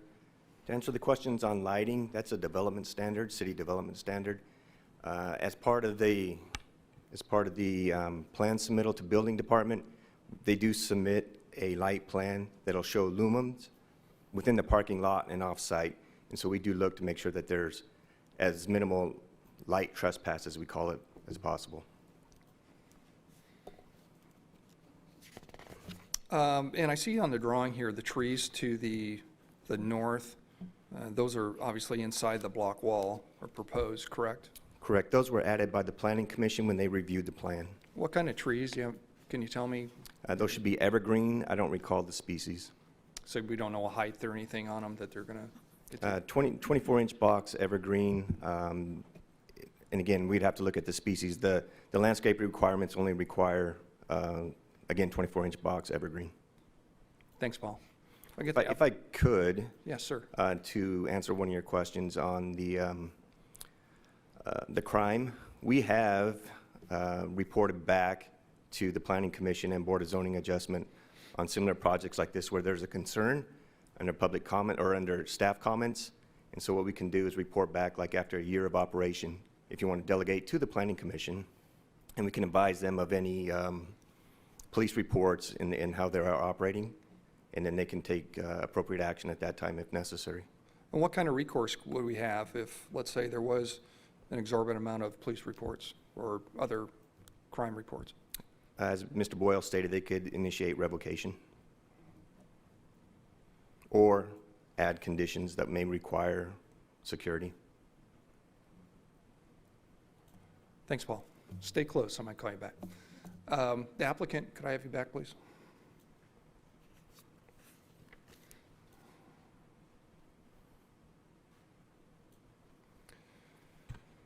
Well, as you can tell, I'm kind of hung up on the security deal here. I hear you.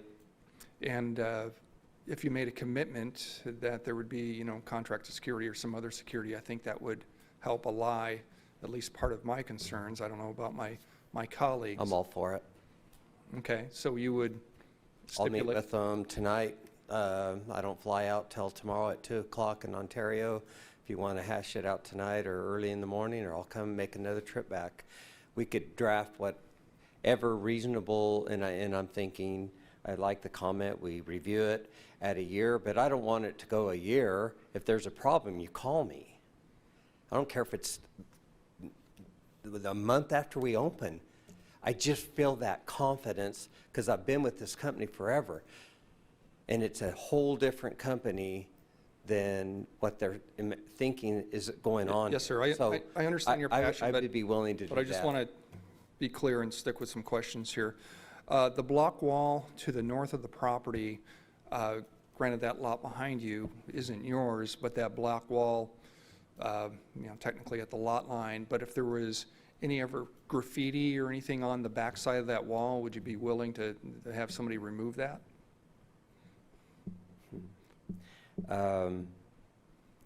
I mean, up until the point that maybe another person builds behind you, but.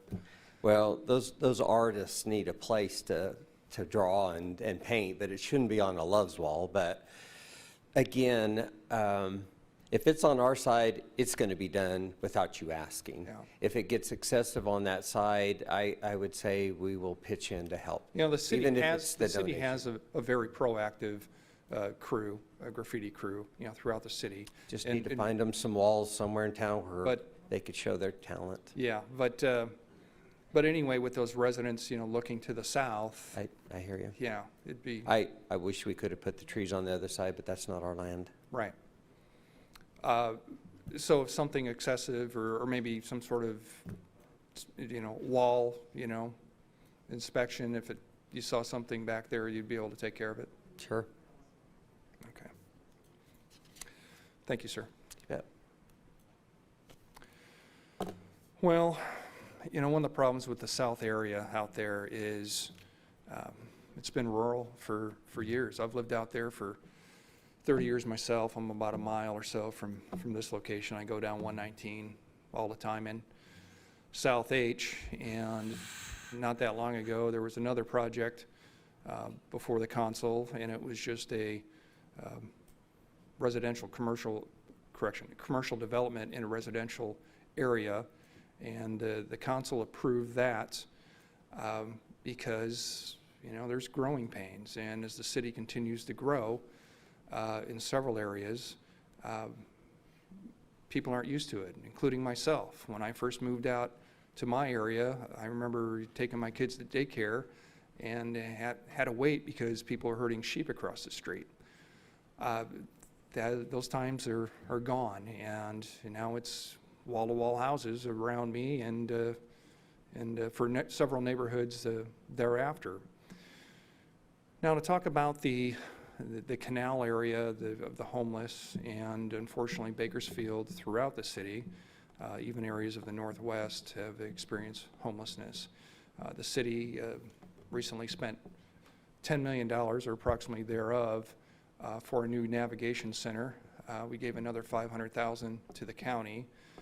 The navigation center, a little bit of a delay because of COVID, just recently opened, and we are starting to shepherd homeless folks into services where they can get those A to Z wraparound services. The canal area that was talked about, that was a former project that was abandoned years ago. The city is still hopeful that other development is going to come into that area, including, hopefully, Bass Pro Shop and all the et al. Stores that come with that. But there's probably going to be development sooner to the lot to the south, and potentially to the lot to the southeast, which has residents adjacent to that also. And I anticipate that people are going to come before the council regarding those too, because you just haven't had anything next to your house. Again, me looking south from my backyard, when I moved in the first 10 years, we could sit on our back patio and watch the lights of the grapevine. Those days are gone too. I like that the applicant has agreed to uniform private security to mitigate any graffiti, and hopefully there won't be none, to the rear or the north side of the property. And in the end, and I wholeheartedly feel the concerns of the neighborhood, but I support staff's recommendation. Thank you, Vice Mayor. Councilmember Sullivan, then Councilmember Smith. Yes, will the applicant please come forward and remind us once again of the businesses that are being planned to go into that development?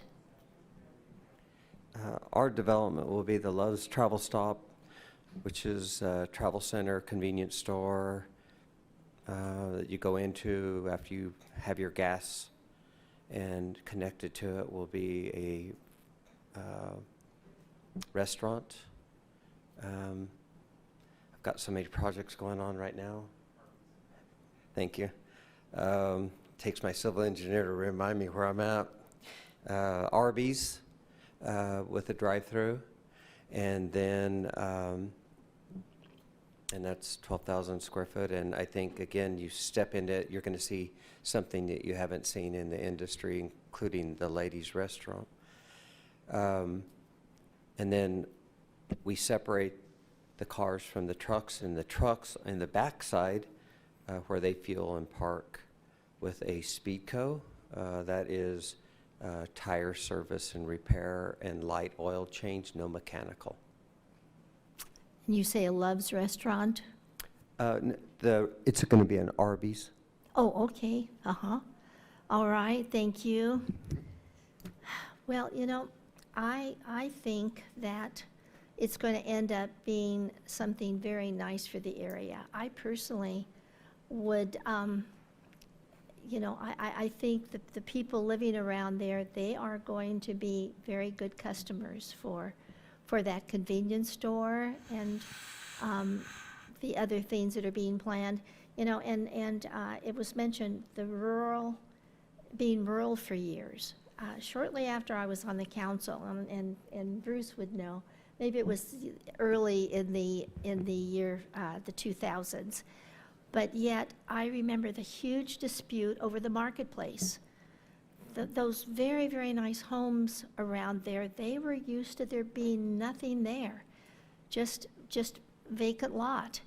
And so here, Castle and Cook, this company comes to town and starts planning a huge shopping center down on Ming Avenue. Heaven forbid, a shopping center directly across the street from these big, beautiful homes, Hagen Oaks.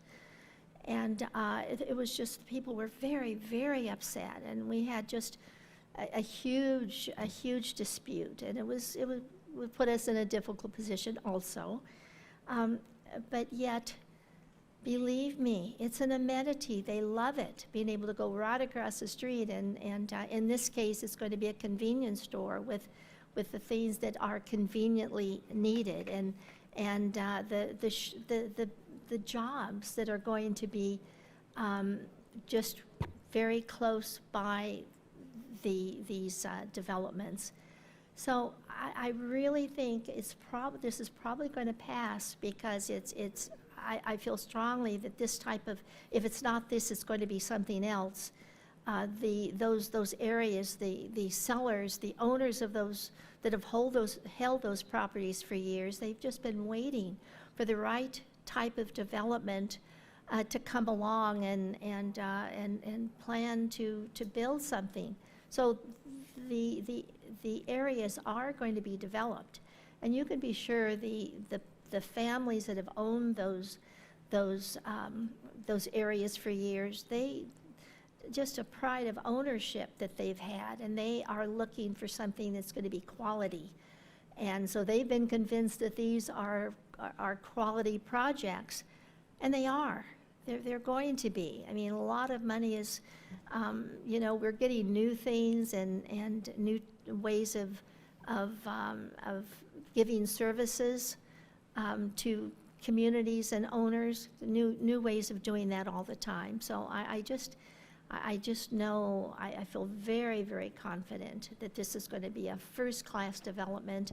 You know, the Love's company has a very good reputation, and this young man has said how the number of projects like this have continually increased. So that doesn't happen from having poor projects. They have a good reputation, and so I think very soon, within a year, that's going to be your place to go, you know, rather than going any further for milk and sodas and whatever they're going to have. They're going to have just what the neighborhood is wanting them to have. And so my guess is that you're going to be appreciate the fact that it's convenient rather than having to go further than that corner. But anyway, I'm going to, you know, I have confidence that it's going to be a good project, and so I'm going to support it also. Thank you. Thank you, Councilmember Sullivan. Councilmember Smith. Thank you, Mayor. Councilmember Freeman mentioned something, and it got me thinking. He said, you know, Bakersfield's image is of a truck stop from down south, and this is a gateway entrance. And I see a picture of the signage here, but I don't see it on any of the boards. And it's not really on the freeway. So I'm curious, and it initially was an M1 zone, so how tall is this sign? How big is it? And where is it on the site?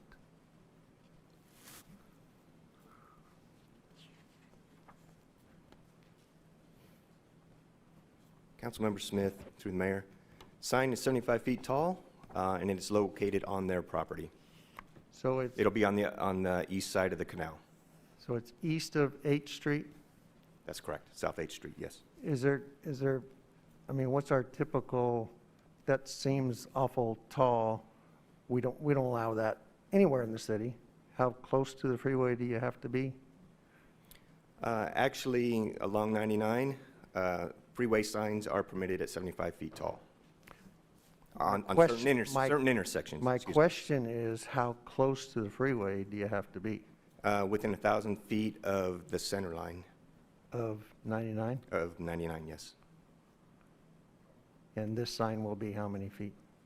I don't recall exactly, but it's under 1,000 feet. Can somebody guess for me? If I could get the slides back up. From the center line of 99? It would be what's splitting the east, the north and southbound. It's a rectangle area. That is, the whole rectangle area along these intersections are 2,000 feet wide by 3,000 feet long. And I would have to guess it is probably 800 feet from 99.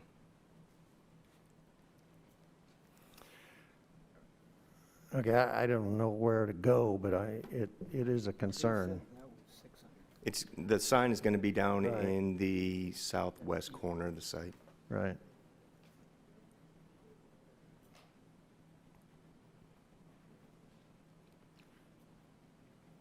Seems to be awful tall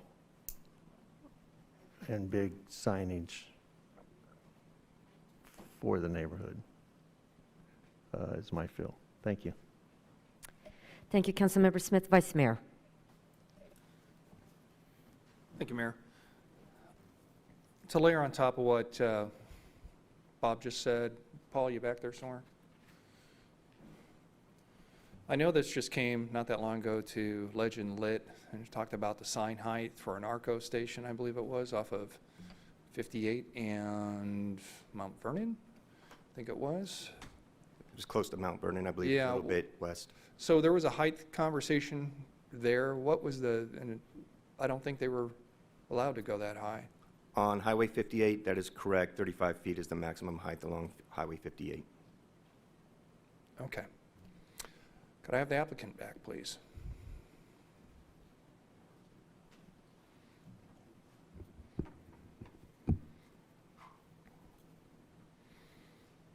I assume that you are drawing maybe some people off the road with the sign, but with technology, you're probably drawing a lot of others through social media or other platforms.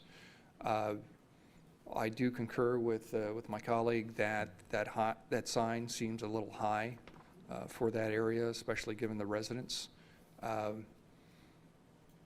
We have an area not that far, you know, again, it's a freeway situation, and was it 35, you said, Paul? Okay. Would you be willing to, you know, limit that sign a little bit? Or is it, Are you saying to reduce the height of the yes, sign? that's what I'm saying. What we would need, we could consider it. Let me throw this out there. We want to try to do what's best, but I would first say we did a full sign package, and we go a mile down each direction, taking pictures every quarter mile, presented it to the planning and the sign committee to show them what a sign would look like every quarter mile. And along with that, we took the International Highway information sheet from the federal government that tells you what distance and height and size signs should be that become visible as a safety issue, and gives especially a truck driver, because they need longer to move over, change lanes. If they see a sign, I need gas, I need this, I see that, I'm hungry. It's all about the safety of moving over and being able to get off and safely at our site.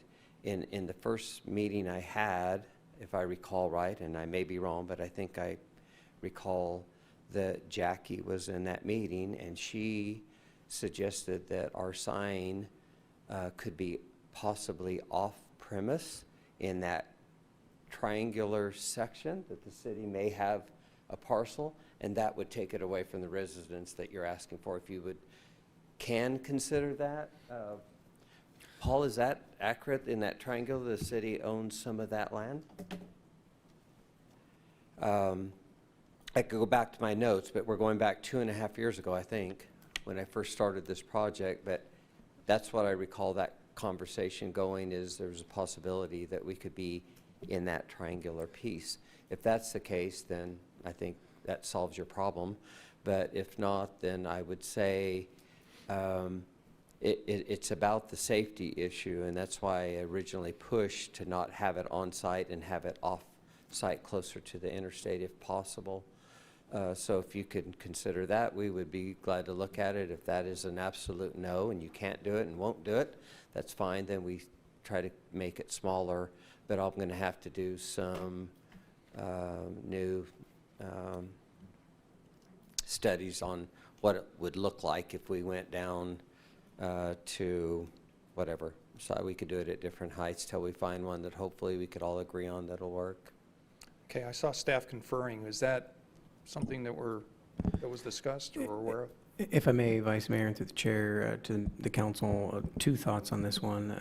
I appreciate it's difficult to kind of go back in time and consider how staff might have been trying to be in the problem-solving mode in some early conversations, but I would not recommend using city property or city right-of-way to place a sign for a private business as a question of precedent. To the broader question of signage heights, I would just remind this council that there has been prior policy consideration and discussion, and for that reason, the 99 corridor was offered a different signage policy choice compared to other state highways and other large roadways throughout the city. And so, there may be other private businesses that have put up signs up to that, height that we have allowed along 99. And there is the opportunity for council to revisit that larger policy question, but just do want to reflect that this is one specific example within a larger context, and we can make considerations project by project. But there were, some considerable conversations to change signage heights along 99 as a policy choice and to not extend that to other state routes or large freeways. And I'll defer now to Mr. Boyle to add anything he would like. Thank you, City Manager Clegg. Mayor Gove, Vice Mayor. I wanted to add that the signage that's been approved as a part of this project is actually not integrated or integral to the use permit appeal before you tonight. A comprehensive sign permit was approved by the Planning Commission on a separate agenda item. And so I'm not sure if it's at the discretion of the council at this point in juncture. I suppose you could direct the applicant to amend the comprehensive sign permit, but he does hold an entitlement for that signage at this point in juncture on a separate entitlement. Okay, City Attorney, everything to add to that? I see you smirking. Mayor, Vice Mayor, I was not aware of that, and if what Mr. Boyle is saying is correct, I would concur with his analysis. If the applicant already has a vested permit, it would seem difficult to adjust it at this point. Okay. The applicant, if you come back.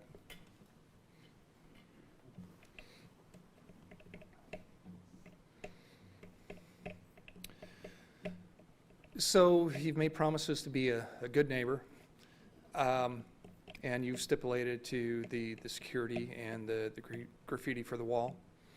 We're going to hold you to that.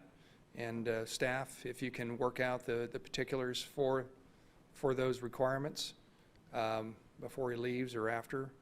And those are my statements. Thank you.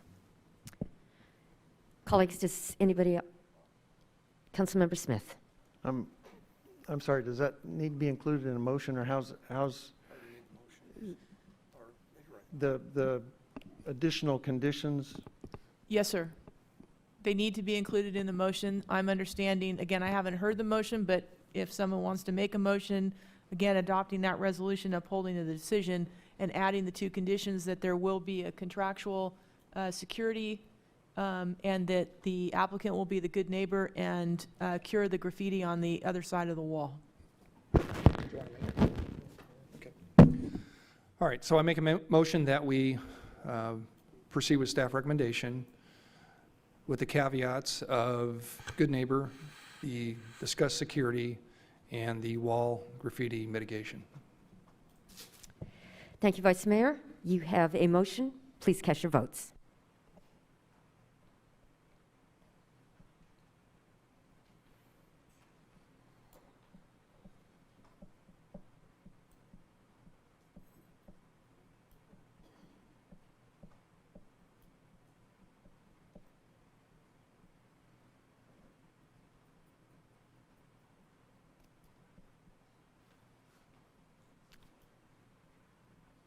Are we having technical difficulty?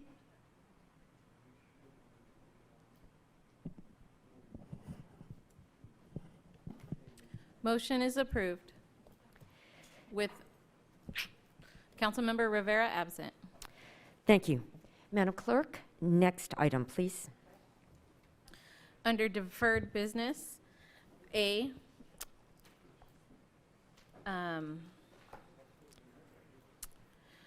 a staff memorandum received transmitting a revised resolution. Item A, resolution repealing, amending, or clarifying various sections of the Council Procedure Manual, Chapter 2. Thank you. Madam City Attorney. Thank you, Mayor, council members. I'm going to keep this brief tonight. This is actually a follow-up to my PowerPoint presentation to you back in October of this year, where I was asked to come before you and talk to you about your council procedural manual, in particular, Chapter 2. I indicated back on that PowerPoint presentation that each chapter has different sections, and Chapter 2, as you can see, has 17 sections. Each section is represented by a resolution. We went through each of those, and there were recommendations made to either repeal them due to the fact that they are antiquated, or perhaps amending them to kind of clarify what you currently do. And at the end of that presentation, it's, I think the minutes reflect that council directed me to come back to you with the recommendations that were made, which means that there has to be 17 separate resolutions in order to kind of cure what the intent was. And so in your administrative packet tonight, you have 3 exhibits. Exhibit A is a table of contents, and if you're looking at your screen, really that table of contents is the second one. And that's what the new table of contents is going to do if you go ahead and you adopt all of these resolutions tonight. And for your ease, what I did in front of you on the slide is I put a red line version of the table of contents to the left. And as you go down that fairly quickly, what you'll see, the table of contents is Exhibit A. Exhibit B are all of the resolutions that are needed to repeal those sections that are antiquated. So 2.1 is going to stay the same. That was the mayor pro tem. 2.2 is going to stay the same. That was seconds to motions. 2.3, the abstentions for voting. That will stay the same. 2.4, we talked about moving that to the prologue, so that will come out of Chapter 2 and go to the beginning of your policy binder. 2.5 remains the same. 2.6, that talked about the agenda plan, and we were going to go ahead and repeal that, as well as 2.7, the granting of continuances. 2.8, I did meet with Greg Provenost of Technology Services, and we talked about 2.8 and 2.11, and we, again, 2.8, we're going to go ahead and repeal that because KGov is no longer KGov. It's a different acronym, and we've covered that under 2.11, which we're going to go ahead and update.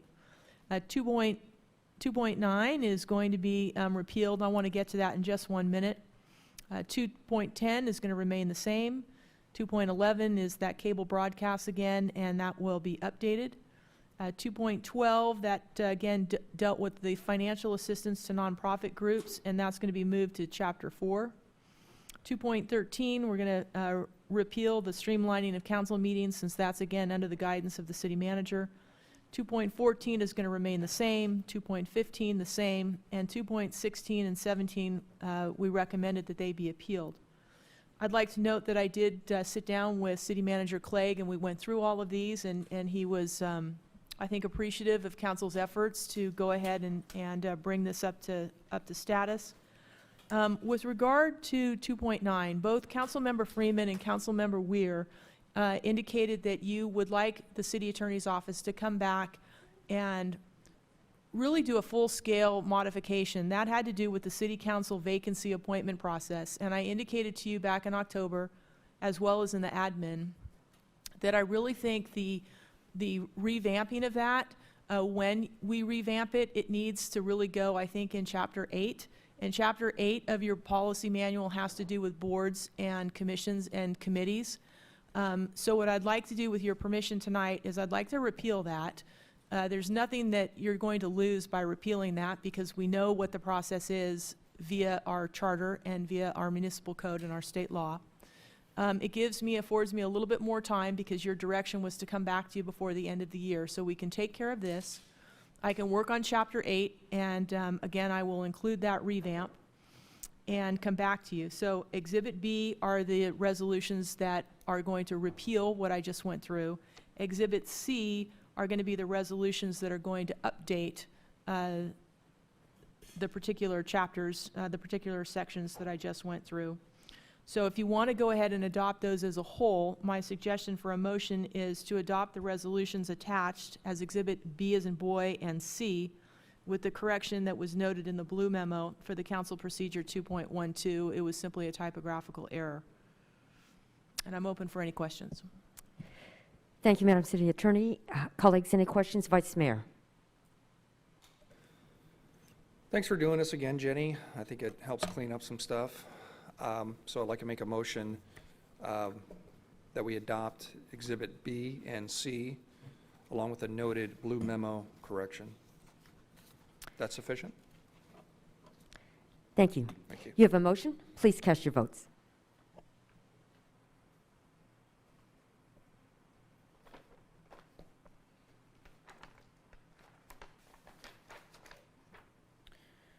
Motion is unanimously approved with Councilmember Rivera absent. Thank you. Madam Clerk, next item, please. We have council and mayor statements. Thank you.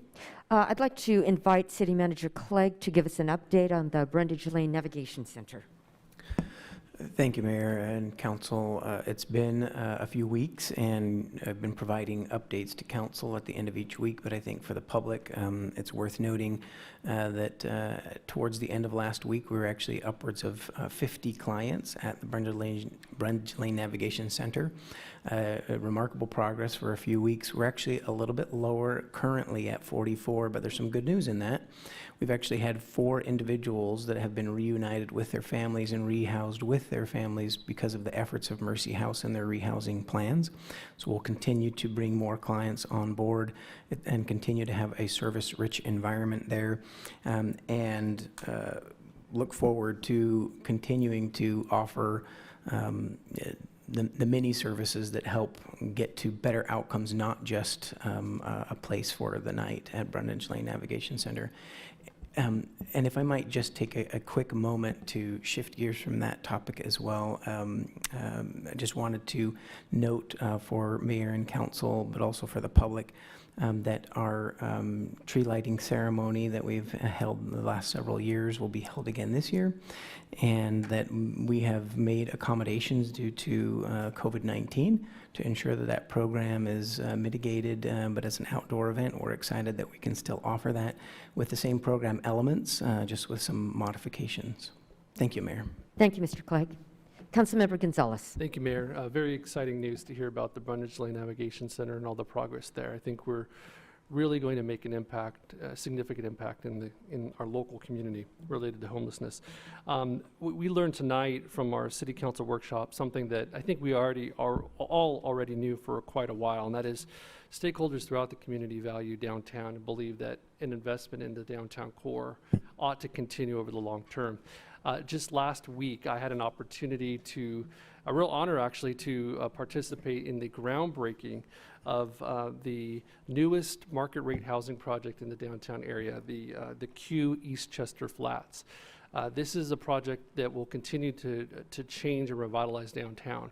This council knows this because just a few years back, we adopted a council goal to double the population of the downtown core by 2030 to 10,000 individuals.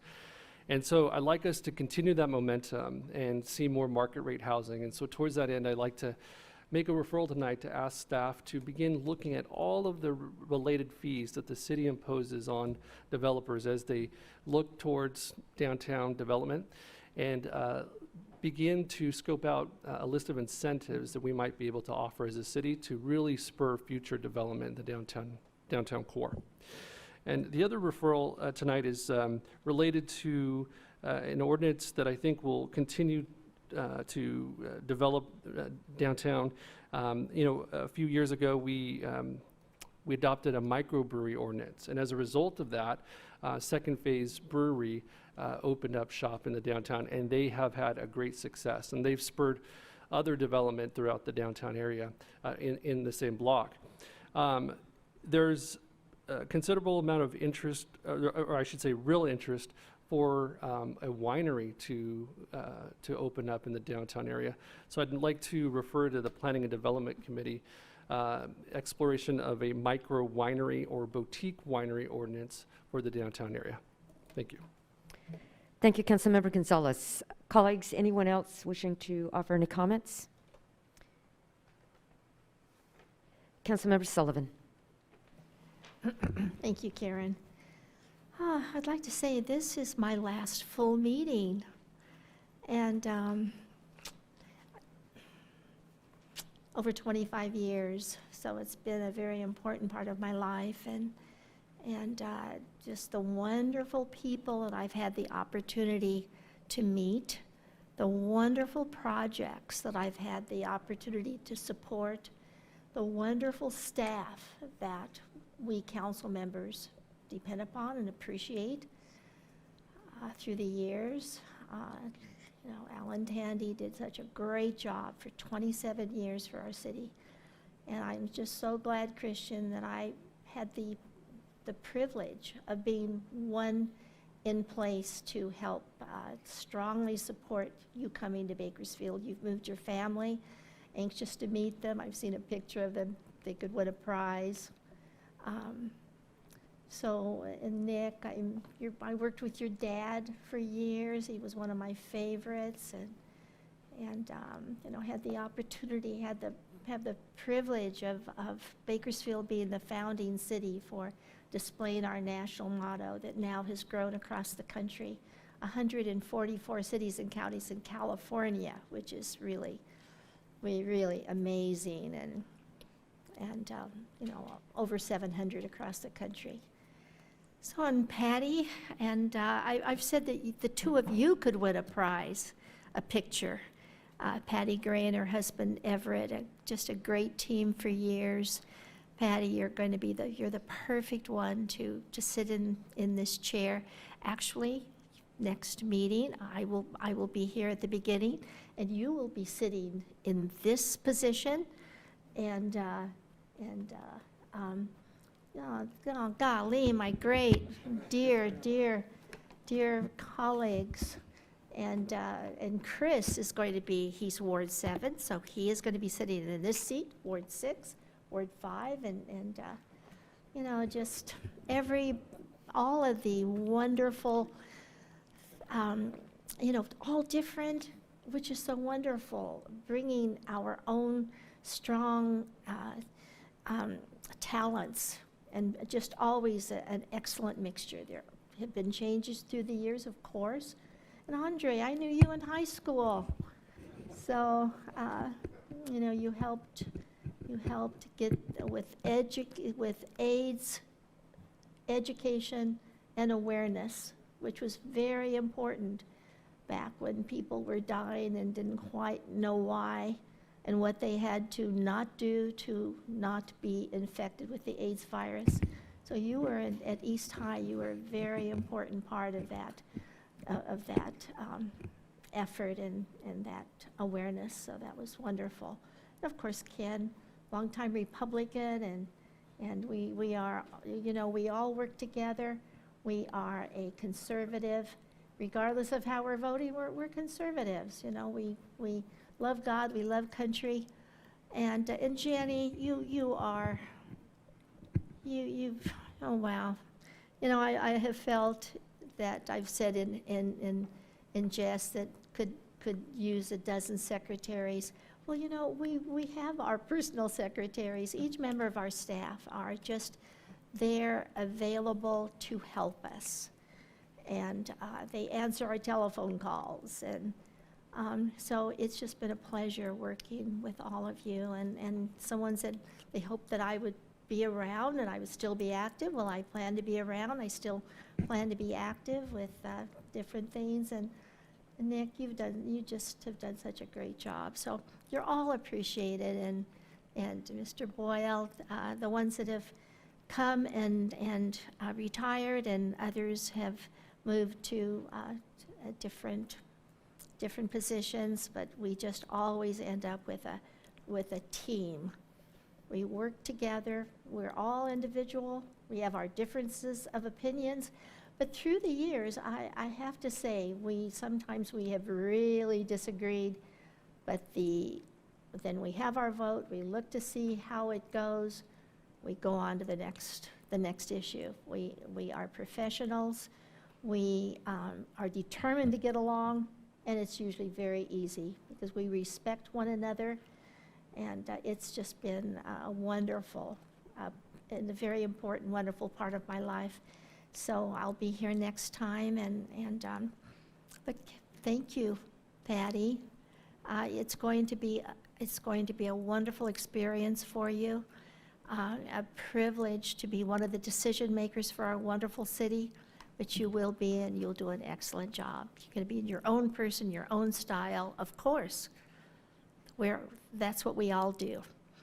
So anyway, I just want to thank everybody and see you next week. And you're all just very important to me. I appreciate and respect each one of you. And Karen, you know, we said through the years that Mayor Hall, he had raised, you know, just a very high standard and big shoes to fill, of course. But you are dedicated to the city of Bakersfield, and when you are invited to do something, asked to do something, unless you're already committed to doing something else, you're there, Karen.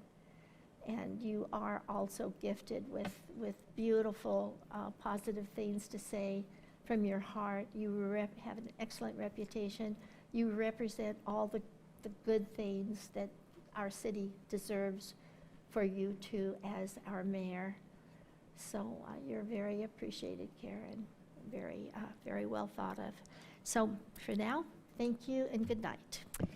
Thank you, Councilmember Sullivan. We very much appreciate your investment in our community. It's obvious that you very much love serving, and we thank you very much. You'll have an opportunity to share more at our next meeting.